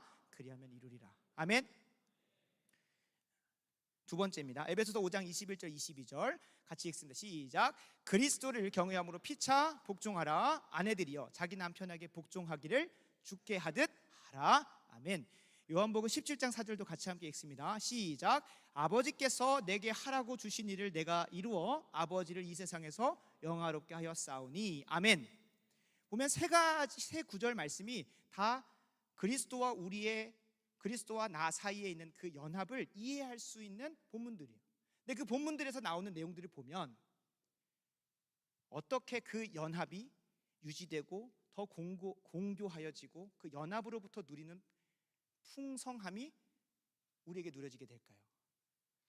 주님 말씀이 우리 안에 거할 때에 무엇이든지 뭐 하래요? 원하는 대로 구하라라는 거예요. 주님 말씀에 온전히 순종함으로 주님께 구할 때 모든 것을 우리에게 채워주신다라고 얘기를 하고 있어요. 두 번째, 부부 사이의 연합도 어떻게 이루어져요? 머리 대신 그리스도에게 교회가 순종하는 아내들이 자기 남편에게 복종하기를 주께 하듯 할 때에 그 연합이 더 공교해짐으로 우리가 지난 성경적 성교육 시간에 그 질서 사이에서 각자 역할이 다른 것으로 배워왔습니다. 말씀에 대한 순종이 이루어질 때 연합이 공교하여지고, 그 연합은 성부, 성자, 성령 사이에 누리는 그 연합으로 완벽히 동치될 수는 없지만 그 유익을 누릴 수 있게 된다. 요한복음 17장 4절도 동일하게 얘기합니다. 아버지가 계셔요. 그리고 성자가 계셔요. 아버지께서 성자에게 하라고 하신 일을 뭐 했을 때에 예수 그리스도가 이루시는 걸 통해 그 연합이 더 사랑의 관계에서 깊이 나아가게 돼요. 분명히 나는 예수를 주와 그리스도로 고백하고 분명히 주님이 내 인생 가운데 찾아오셔서 나는 한번 그 신령한 빛을 맛보고 주님과의 연합으로 들어갔는데 그 풍성한 유익들, 성경에서 약속되고 있는 수많은 유익들을 나는 단 하나도 누려본 적이 없다. 여러분, 그러면 우리가 고린도 교회를 통해서 내 신앙을 돌아봐야 돼요. 고린도 교회는 이 구원의 역사 가운데 주어지는 그 연합, 예수 그리스도와의 그 연합을 먼저 맛본 사람들이에요. 근데 그들이 그 연합을 저해하고 망가뜨리고 풍성한 유익을 누리지 못하는 자리로 나아가는 행동들을 행했습니다. 고린도전서 10장을 보면 10장을 한번 살펴볼 텐데 고전 10장을 보면 이 고린도 전서라고 하는 것이 누구에게 쓰여진 겁니까? 신자들에게, 신자들이 모여있는 교회 공동체에게 쓰여진 것이기 때문에 믿는 자들에게 주어졌다는 거예요. 분명히 예수 그리스도와 믿음으로 말미암아 연합하여서 그 구원의 여정 가운데 들어간 사람이라는 거예요. 그것을 고전 10장 1절에서 4절은 이렇게 얘기합니다. 형제들아, 나는 너희가 알지 못하기를 원하지 아니한다. 아까 제가 했던 표현이죠. 없지 않다, 뭐죠? 그러니까 엄청나게 강조하고 있는 거예요. 니네가 이것 좀 알았으면 좋겠어. 정말 중요한 거거든. 이것 좀 알았으면 좋겠어. 우리 조상들이, 이스라엘 백성들이 다 구름 아래에 있고 바다 가운데로 지나며 모세에게 속하여 다 구름과 바다에서 뭘 받았대요? 세례를 받았대요. 그 이후에 다 같은 뭘 먹고? 신령한 음식을 먹고 다 같은 신령한 음료를 마셨으니 이는 그들을 따르는 신령한 반석으로부터 뭐 했다? 마셨음에 그 반석은 곧 누구다? 그리스도다라고 하는 거예요. 이거를 설명하면 오늘 집에 못 갈 수 있기 때문에 축약해서 얘기하면 우리 조상들은 누굽니까? 우리 구약 파노라마 들었던 사람들. 뭘 지나요 지금? 바다를 지났대요. 딱 생각나는 거 뭐 해야 돼? 정은아, 생생하게 들었잖아, 구약 파노라마. 뭘 지나요 이스라엘 백성이? 빨간 바다. 얼굴이 빨개지. 홍해를 지나요, 홍해를. 구약 파노라마 홍해 없다, 그죠? 홍해 없지 않나? 구약 파노라마 듣는 사람 손. 오, 석현아, 홍해 나오니?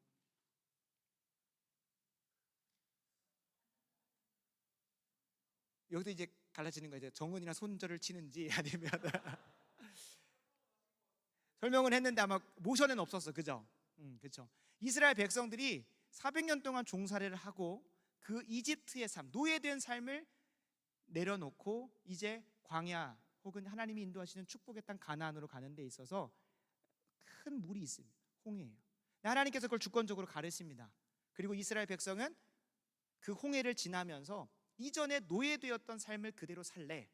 아니면 이제 이 홍해, 이 레드라인을 건너서 하나님이 동행하시고 하나님이 먹이시고 하나님이 이끄시고 예수 그리스도를 반석 삼으셔서 너희의 먹을 것, 필요한 것, 모든 걸 채우시는 그 인생으로 살아갈래? 라고 물으시는 그 기로에서 그들은 레드라인을 넘습니다.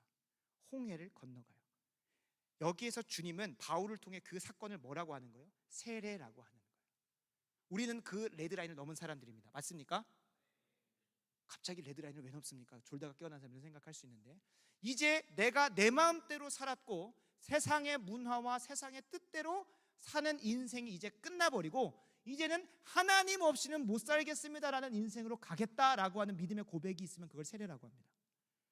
이전 것은 죽었고 이제 내 안에 살아계신 예수 그리스도와 함께 살아가겠습니다 라고 하는 그런 믿음의 고백을 하는 것이 세례예요. 세례는 물에 들어갔다가 나옵니다.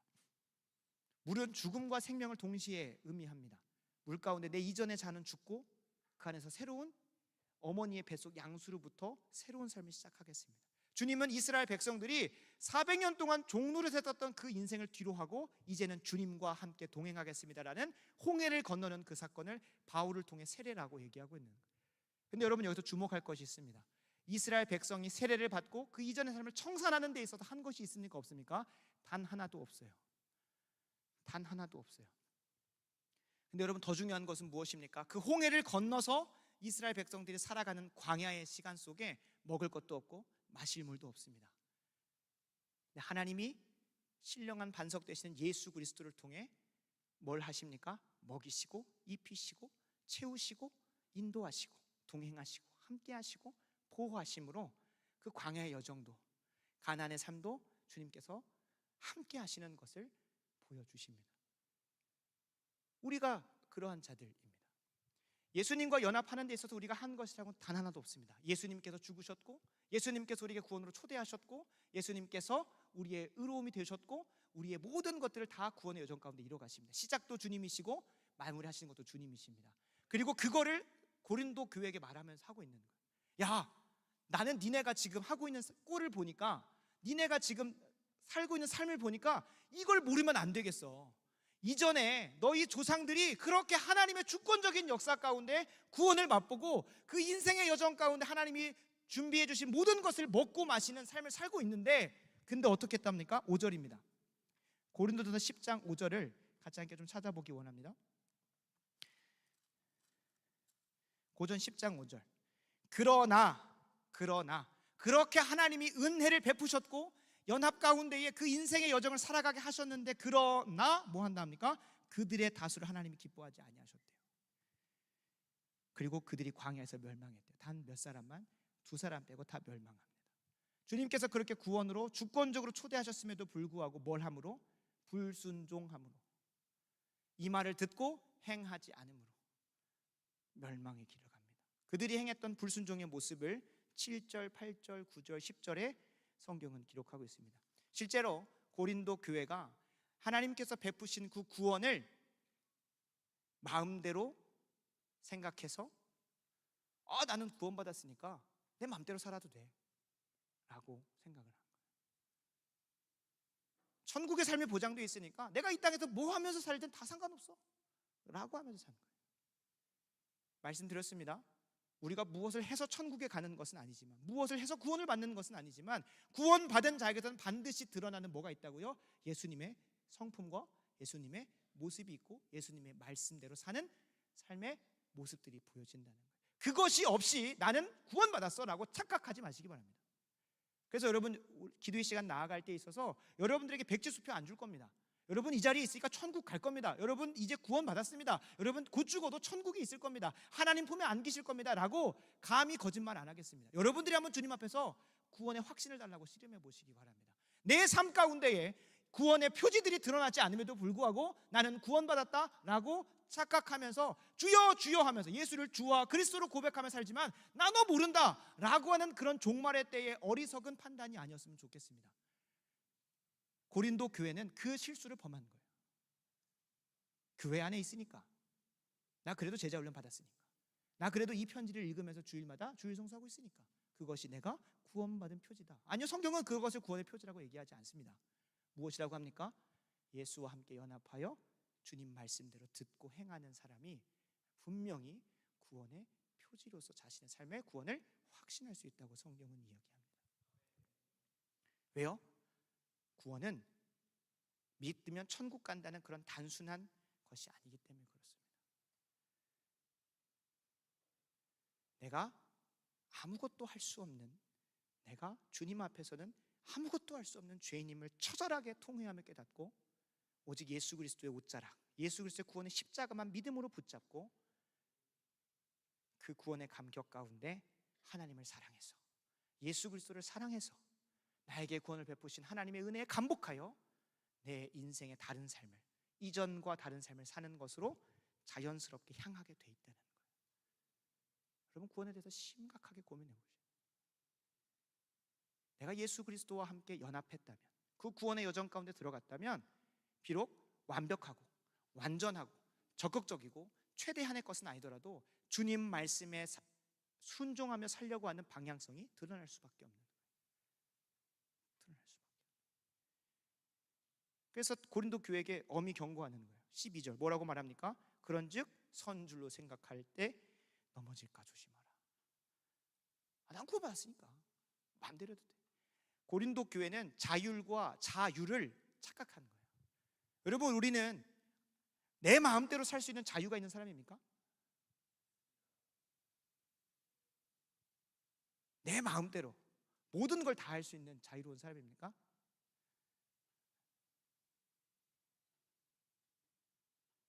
하나님 말씀의 바운더리 안에서 자유할 수 있는 겁니다.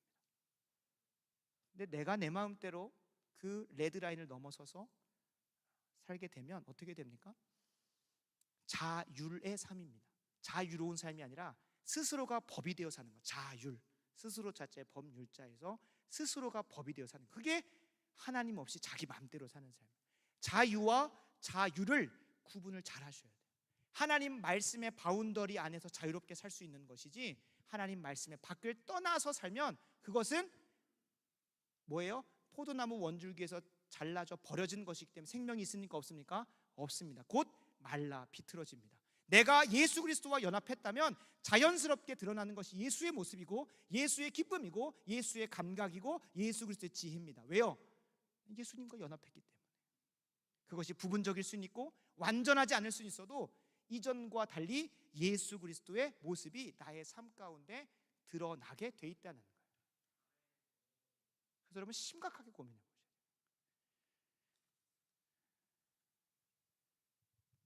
그리고 그 구원의 여정으로 가지 못하게 이스라엘 백성들을 광야 가운데 멸망으로 이끌었던 주된 범인들을 좀 보면서 우리가 말씀을 마무리하려고 합니다.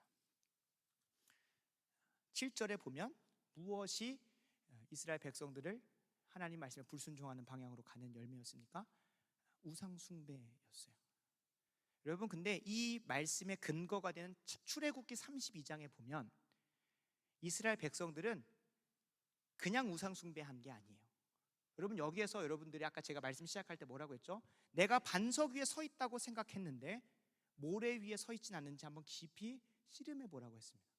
실제로 이스라엘 백성들도 출애굽기 32장에서 본인들이 금을 모아서 금송아지를 만듭니다.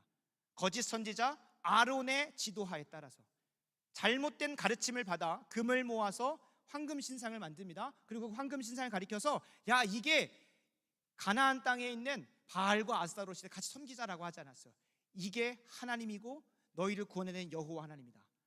여기 앞에 가서 먹고 마시고 즐기며 예배하자라고 하는 거예요.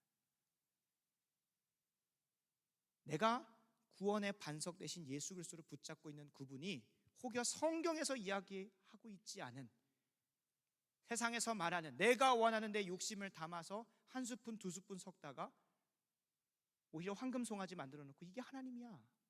여러분, 그걸 어떻게 할 수 있습니까?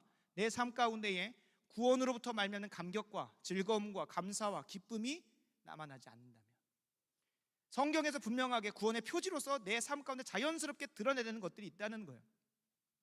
내가 예수와 연합하면 예수 그리스도의 성품들이 드러납니다.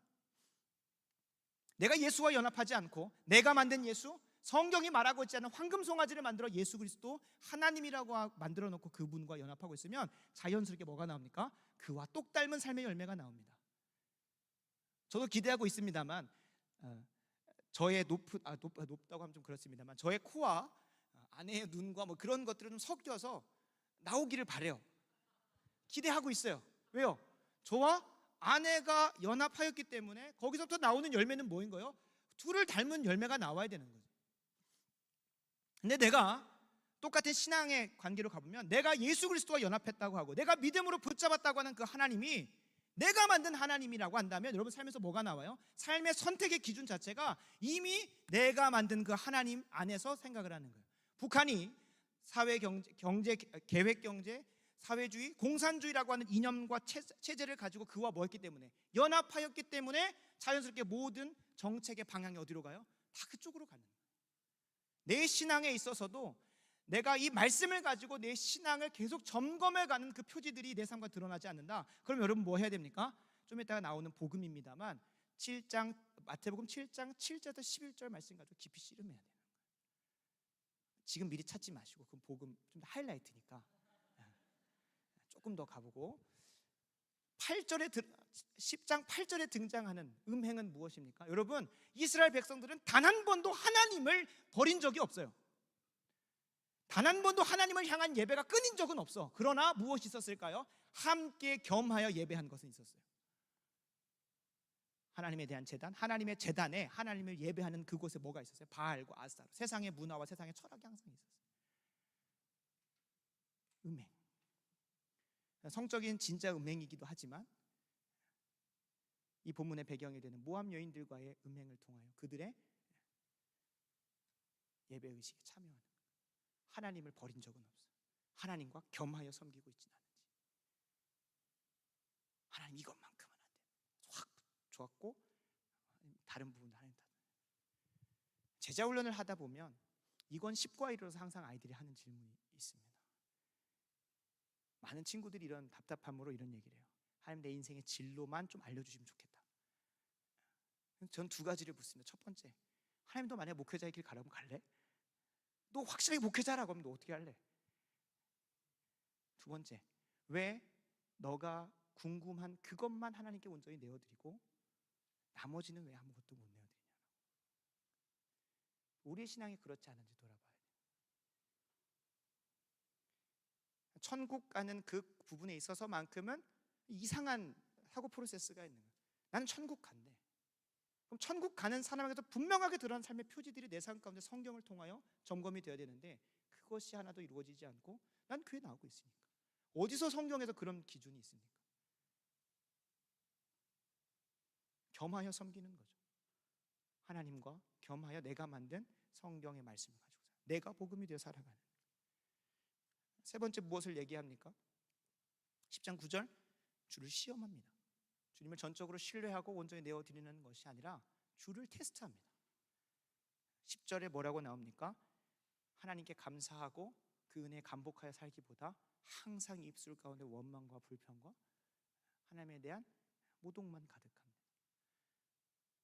그럼 우리가 오늘 이 4절의 말씀을 가지고 우리의 구원을 한번 깊이 고민해 봐야 돼요. 바라고 원하옵기는 오늘 깊은 기도의 씨름 시간 가운데 내가 반석 위에 있음을 재확신하시고 그 이후의 인생에 있어서 그 확실한 반석 위에서 인생을 지어가는 저와 여러분들에게 간절히 소원합니다. 주님과 온전한 연합을 누리는 삶을 존 머레이 교수는 이렇게 얘기하고 있습니다. 하나님의 백성들은, 예수 그리스도와 연합한 하나님의 백성들은 그리스도 안에 있는 다함이 없이 풍성한 은혜와 진리와 지혜와 권세와 선하심과 사랑과 의로움과 신실하심의 스프링에서 이 세상 생활에 필요한 모든 것들과 장차 누리게 될 삶을 바라는 소망의 모든 필요한 것을 길어 올린다라고 얘기를 합니다. 예수님과 연합하는 것이, 예수님과 연합한 삶에서 자연스럽게 드러나는 것이 이러한 풍성한 유익이 있다는 거예요. 근데 그 유익을 내가 못 누리고 있다. 그러면 돌아봐야 되는 거예요. 방금 얘기한 7절, 8절, 9절, 10절을 보면서 내가 다른 신을 섬기고 있나? 하나님과 겸하여 섬기면서 반쪽짜리 하나님을 믿고 있나? 아니면 그 하나님께 대한 온전한 신뢰가 아니라 하나님을 시험하면서 하나님 있으면 놔보라 그래. 왜 하나님 나 이런 거 안 해주냐고 하나님께 원망하고 있지는 않은가? 한번 돌아보라는. 하나님을 알면 알수록 우리에게서 드러나는 건 저 하나님 싫어요 이런 말 감히 못합니다. 요즘에는 제가 많은 친구들한테 하나님에 가서 씨름해봐 그런 표현도 못 쓰겠어요. 어떻게 그 어미하신 하나님 앞에 감히 그러한 말을 내가 입술에 담을 수 있을까? 점점 더 그분을 알아가면 알아갈수록 경외함밖에 안 나와. 그러니까 이제 그런 표현들을 쓰면서 하나님하고 씨름하고 있는 친구들을 보면 중보가 나오죠. 그 연합을 오늘 맛보고 가는 저와 여러분들에게 간절히 소원합니다. 그래서 이 자리에 있는 단 한 명도 지혜로운 사람으로 결과가 끝나길 원해요. 어리석은 사람이 되지 않았으면 좋겠어요.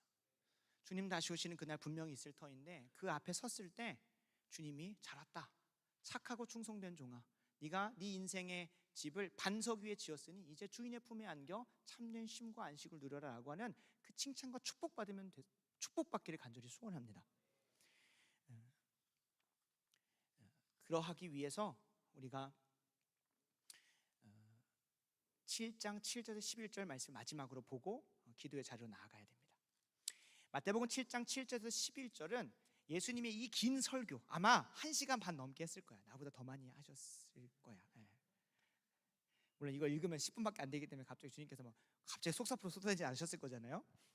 7장 7절에서 11절을 보면 아까 그 계속 있어 왔던 그 메시지의 흐름상 핵심 부분을 다루고 있어요. 앞부분은 무엇이었습니까? 너희가 얼마나 절망적인 상황 가운데인지를 맛봐라 라는 거예요. 7장 7절 11절 앞부분은 너희가 얼마나 아무것도 할 수 없는 죄인이고 절망 가운데인지를 맛봐라 라고 하는 거예요. 그럼 7장 7절 11절 뒷부분은 뭐였어요? 이제 이 7장 7절 11절을 지나간 사람은 어떻게 되는 거야? 이 말을 듣고 행할 수도 있고, 봅시다. 13절 좁은 문으로 들어갈 수 있는 능력이 생깁니다. 왜요? 예수와 연합했기 때문에. 생명으로 인도하는 문으로 가게 됩니다. 왜요? 예수와 연합했기 때문에. 15절 거짓 선지자들 아론과 같이 여러분들을 잘못된 하나님에게로 인도하는 그들을 분별하여 뭐 할 수 있어요? 좋은 열매를 맺을 수 있는 거예요. 나쁜 열매가 아니라. 어디 나와요? 20절 이러므로 누구의 열매로 그들을 알리라? 그들의 열매로 그들을 알리라. 좋은 나무 예수 그리스도 포도나무에 붙어 있으면 그 삶 가운데 맺히는 것은 좋은 열매일 수밖에 없고, 종국에 그거를 상품을 따라오시는 그 주님 앞에서 좋은 열매로 칭찬받는 거예요. 어떤 사람이 됩니까? 너 반석 위에 집 지어서 잘했다, 이제 천국 가자 라고 하는 그런 말 듣는 거예요. 뭐가 지나간 사람은 7장 7절에서 11절에 있었던 사람. 7장 10절 11절 읽고 싶죠? 이게 구원의 핵심이야. 봅시다. 7장 7절 11절 다 같이 함께 읽습니다. 구하라 그리하면 주실 것이요, 찾으라 그리하면 찾아낼 것이요, 문을 두드리라 그리하면 너희에게 열릴 것이니 구하는 이마다 받을 것이요, 찾는 이는 찾아낼 것이요, 두드리는 이에게 열릴 것이니라. 너희 중에 누가 아들이 떡을 달라 하는데 돌을 주며 생선을 달라 하는데 뱀을 줄 사람이 있겠느냐? 너희가 악한 자라도 좋은 것으로 자식에게 좋은 하물며 하늘에 계신 너희 아버지께서 구하는 자에게 좋은 것으로 주시지 않겠느냐? 아멘? 아멘입니까? 여러분, 여기서 가장 좋은 것은 무엇일까요? 평행 본문인 누가복음 11장 13절을 빨리 찾아야 돼요. 빨리. 앞에 띄워주기도 합니다. 누가복음 11장 13절 같이 함께 소리내어서 한번 읽어보도록 하겠습니다. 시작. 너희가 악할지라도 좋은 것을 자식에게 줄 알거든 하물며 너희 하늘 아버지께서 구하는 자에게 무엇을 주시지 않겠느냐? 성령을 주시지 않겠느냐? 아멘입니까? 단순히 여기서 말하는 성령은 성령 막 받았다라는 그런 표현 말고 구원을 얘기를 합니다. 성령으로 말미암아 주와 예수 그리스도와 연합하는 것을 약속을 하고 있어요. 그걸 지나간 사람, 가장 좋은 것을 받은 그 사람은 뭐 하는 거예요? 13절 이하, 마태복음 7장 13절 이하에 약속되어진 좁은 문으로 기꺼이 들어갈 수 있는 거고, 좋은 열매를 맺을 수 있는 거고, 반석 위에 집을 지을 수 있게 되는 거예요. 뭐 한 사람만이? 성령을 받은 사람만이. 여러분, 이 밤 이 세 단계, 내가 예수 그리스도가 제시하는 이 말 앞에, 하나님의 말씀 앞에 얼마나 절망적인 존재인지, 얼마나 아무것도 할 수 없는 존재인지를 깊이 깨닫는 시간 되길 간절히 소원합니다. 여기는 아무도 아멘을 안 해, 그죠? 그런 걸 깊이 깨닫는 여러분 되시길 간절히 소원합니다. 근데 여러분, 거기서 머물고 집 가면 너무나 마음이 아파요. 주님이 원하시는 건 설교를 언제까지 들어야 돼요? 끝까지 들어야 되는 거예요. 그래서 담임 목사님 항상 특세 때 나가시는 분들 너무 아쉬워하면서 빨리 앉으라고 하시는 거예요. 이제 핵심이네, 클라이막스인데 이거 못 듣고 가면 정죄감만 받고 가는데, 예수님이 정죄감 주려고, 니네 망했다 얼레리 꼴레리 하려고 하시는 게 아니라 뭐 하는 거예요? 이제 그 절망적인 상황 가운데 깨달았냐? 그러면 내가 마련한 그 구원, 내가 십자가 못 박혀서 죽고 부활함으로 이미 이룬 그 구원, 이제 너가 믿기만 하면 돼. 성령을 선물로 구하고 찾고 두드리기만 하면 이제 새로운 삶의 지평이 열릴 거야. 그게 뭐예요? 우리가 함께 읽은 반석 위에 지은 집으로 지어져 가는 거예요.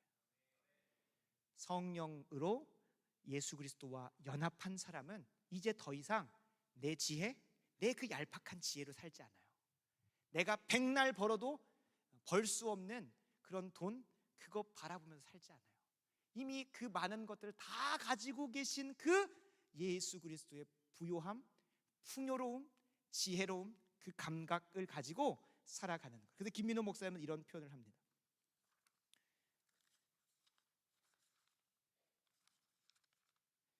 너무 많이 뽑아왔어.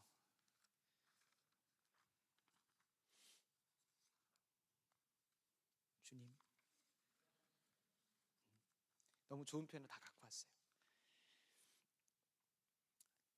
신자가 성령을 받음으로 거듭남과 동시에 그리스도를 머리로 하는, 예수 그리스도가 머리가 되는 몸이 되어 연합을 하는데, 이는 신자가, 믿는 자가 그리스도와 연합함으로 말미암아, 중요합니다, 그리스도의 의지, 그리스도의 감정, 그리스도의 지혜, 그리스도의 능력, 그리스도의 감각을 다 공유하게 된 것을 의미한다고요.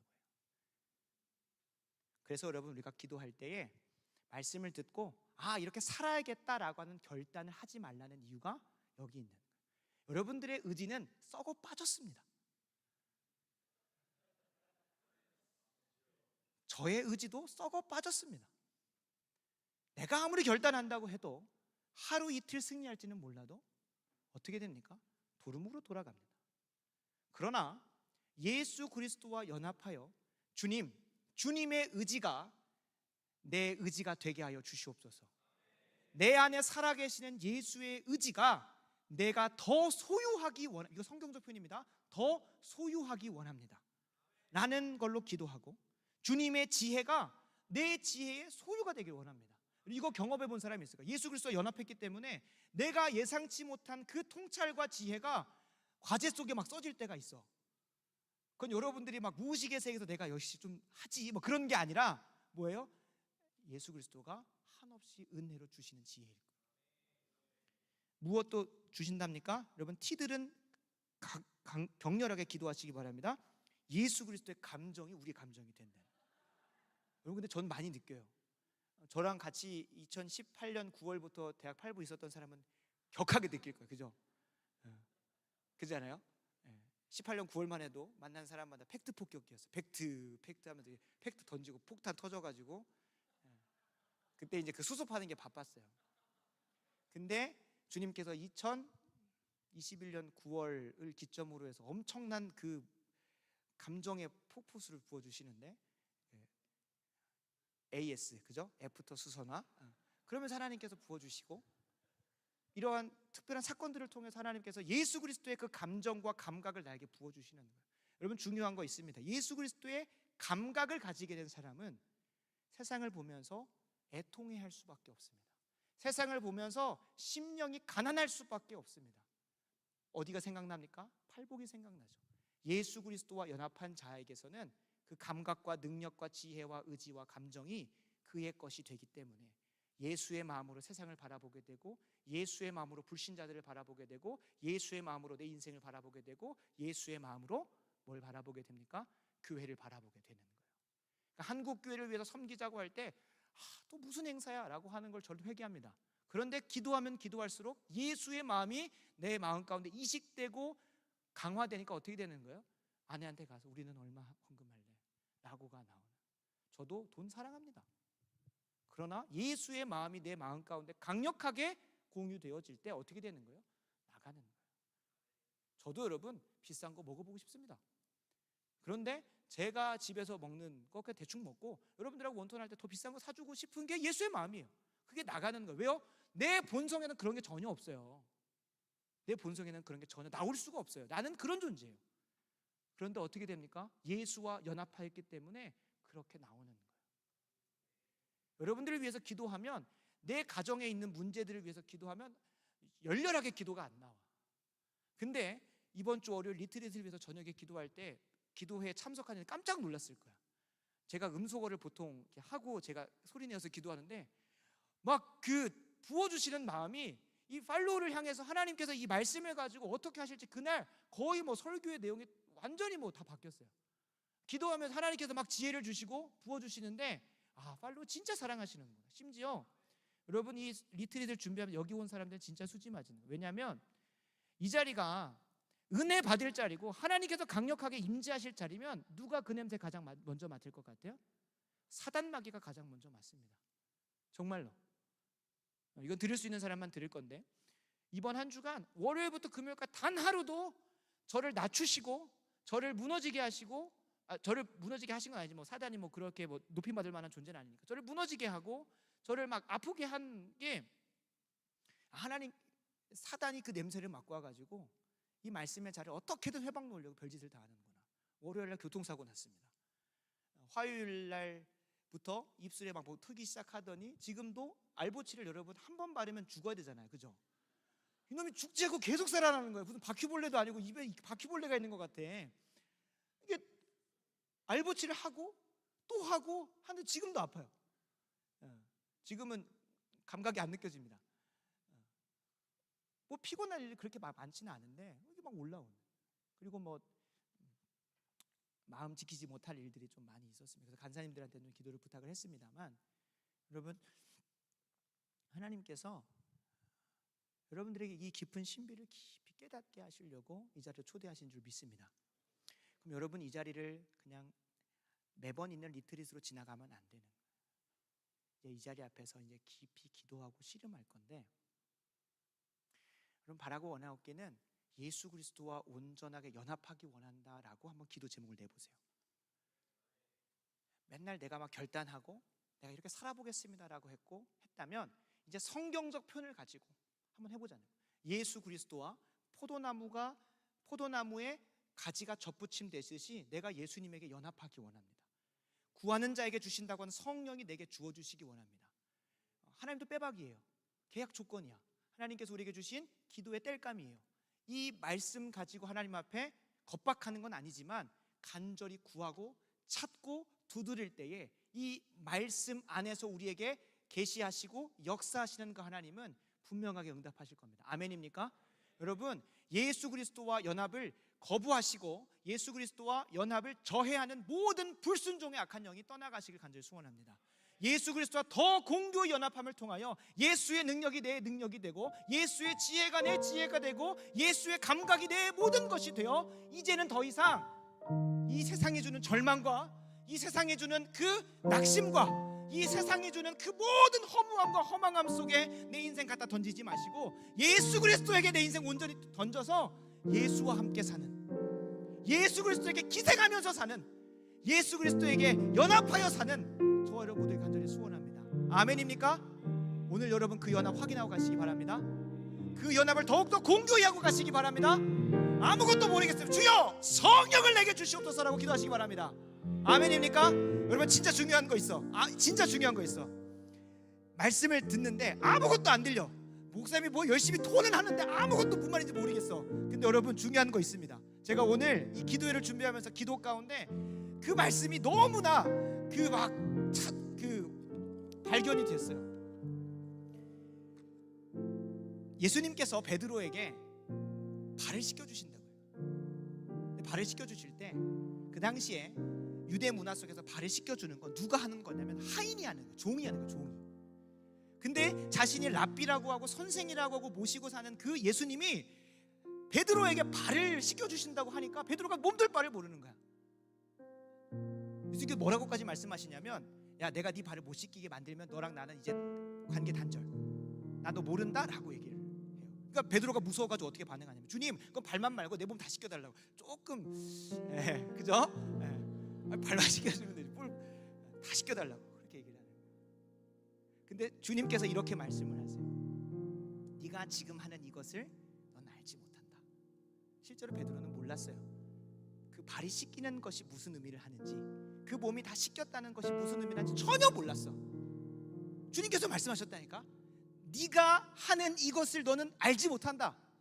목사님, 기독교가 이제 신비의 종교입니까? 무지성의 종교입니까? 합리적이지 않은 종교입니까? 아니요. 여러분들이 영적으로 무지해서 그렇지 기독교만큼 이 세상에서 합리적이고 궁극적 진리를 쫓고 있으며 그 누구에게도 당연하게 받아들여질 수 있는 진리는 기독교밖에 없습니다. 근데 여러분, 열려야 되는 거예요. 성령을 통해서 그 막혔던 것이 열릴 때 오늘 했던 모든 것들이 여러분 안에 소화가 되어지고 내 것이 되어집니다. 혹여 정말로 오늘 이 1시간 반 동안 들었던 모든 말씀이 단 하나도 내 것이 되어 있지 않는 사람은 여러분 성령을 달라고 그냥 모르겠지만 한번 기도해 보세요. 그냥 모르지만 순종 한번 해보세요. 마태복음 7장 7절에서 11절 말씀을 계속 반복해서 읽으면서, 물론 그거를 막 뭐 주문 외우는 것처럼 염주하는 것처럼 그렇게 하라는 게 아니라 이 말씀이 깊이 깨달아질 수 있도록 성령을 달라고, 성령을 통해서 지금 이제부터 고백할 찬양대로 내가 주 안에서 온전하게 된 그 놀라운 은혜를, 그 연합이 온전하게 되는 것을 깨닫게 하고 경험하게 달라고. 여러분, 주님은 여러분들 너무 사랑하셔서 등록했던 친구들도 별의별 사정이 생겨 다 안 왔어. 저도 끝까지 여러분들 이름을 두고 주님 얘 와야 돼, 얘 와야 돼 엄청 기도했거든. 근데 못 올 사람은 못 오더라고. 그러니까 이 자리에 있는 것 자체가 하나님께서 계획하셔서 이 자리에 있는 거. 근데 이제 여러분들이 반응해야 되는 거. 주님께서 창세전부터 영원부터 영원전까지 여러분들을 지옥의 길로 모으는 것이 아니라 생명길로, 천국의 길로, 주님께서 약속하시는 안식의 길로 인도하시려고 창세전부터 계획하신 11월 2월, 오늘이 그날이라는 거예요. 이 날을 그냥 지나가면 나 예수님하고 연합 안 할래, 나 예수님하고 상관없는 인생이야, 내 마음대로 살지 뭐 라고 하는 그 또 하나의 하나님의 주권적 시즌이 언제 올지 몰라요. 여러분, 간절히 바랍니다. 이 자리에 있는 여러분 그냥 가지 마시기 바랍니다. 기도 정말 원하면 내가 201호라도 열어놓을 테니까 개인의 구원의 문제를 가지고 깊이 씨름하시고 물어보시기 간절히 소원합니다. 목사님 내일 주일입니다. 맞습니다. 그래도 여러분 깊이 씨름해보시기 바랍니다. 주님, 내게 성령을 주시옵소서. 내가 주리 예수 그리스도와 연합하였다는 분명한 표징을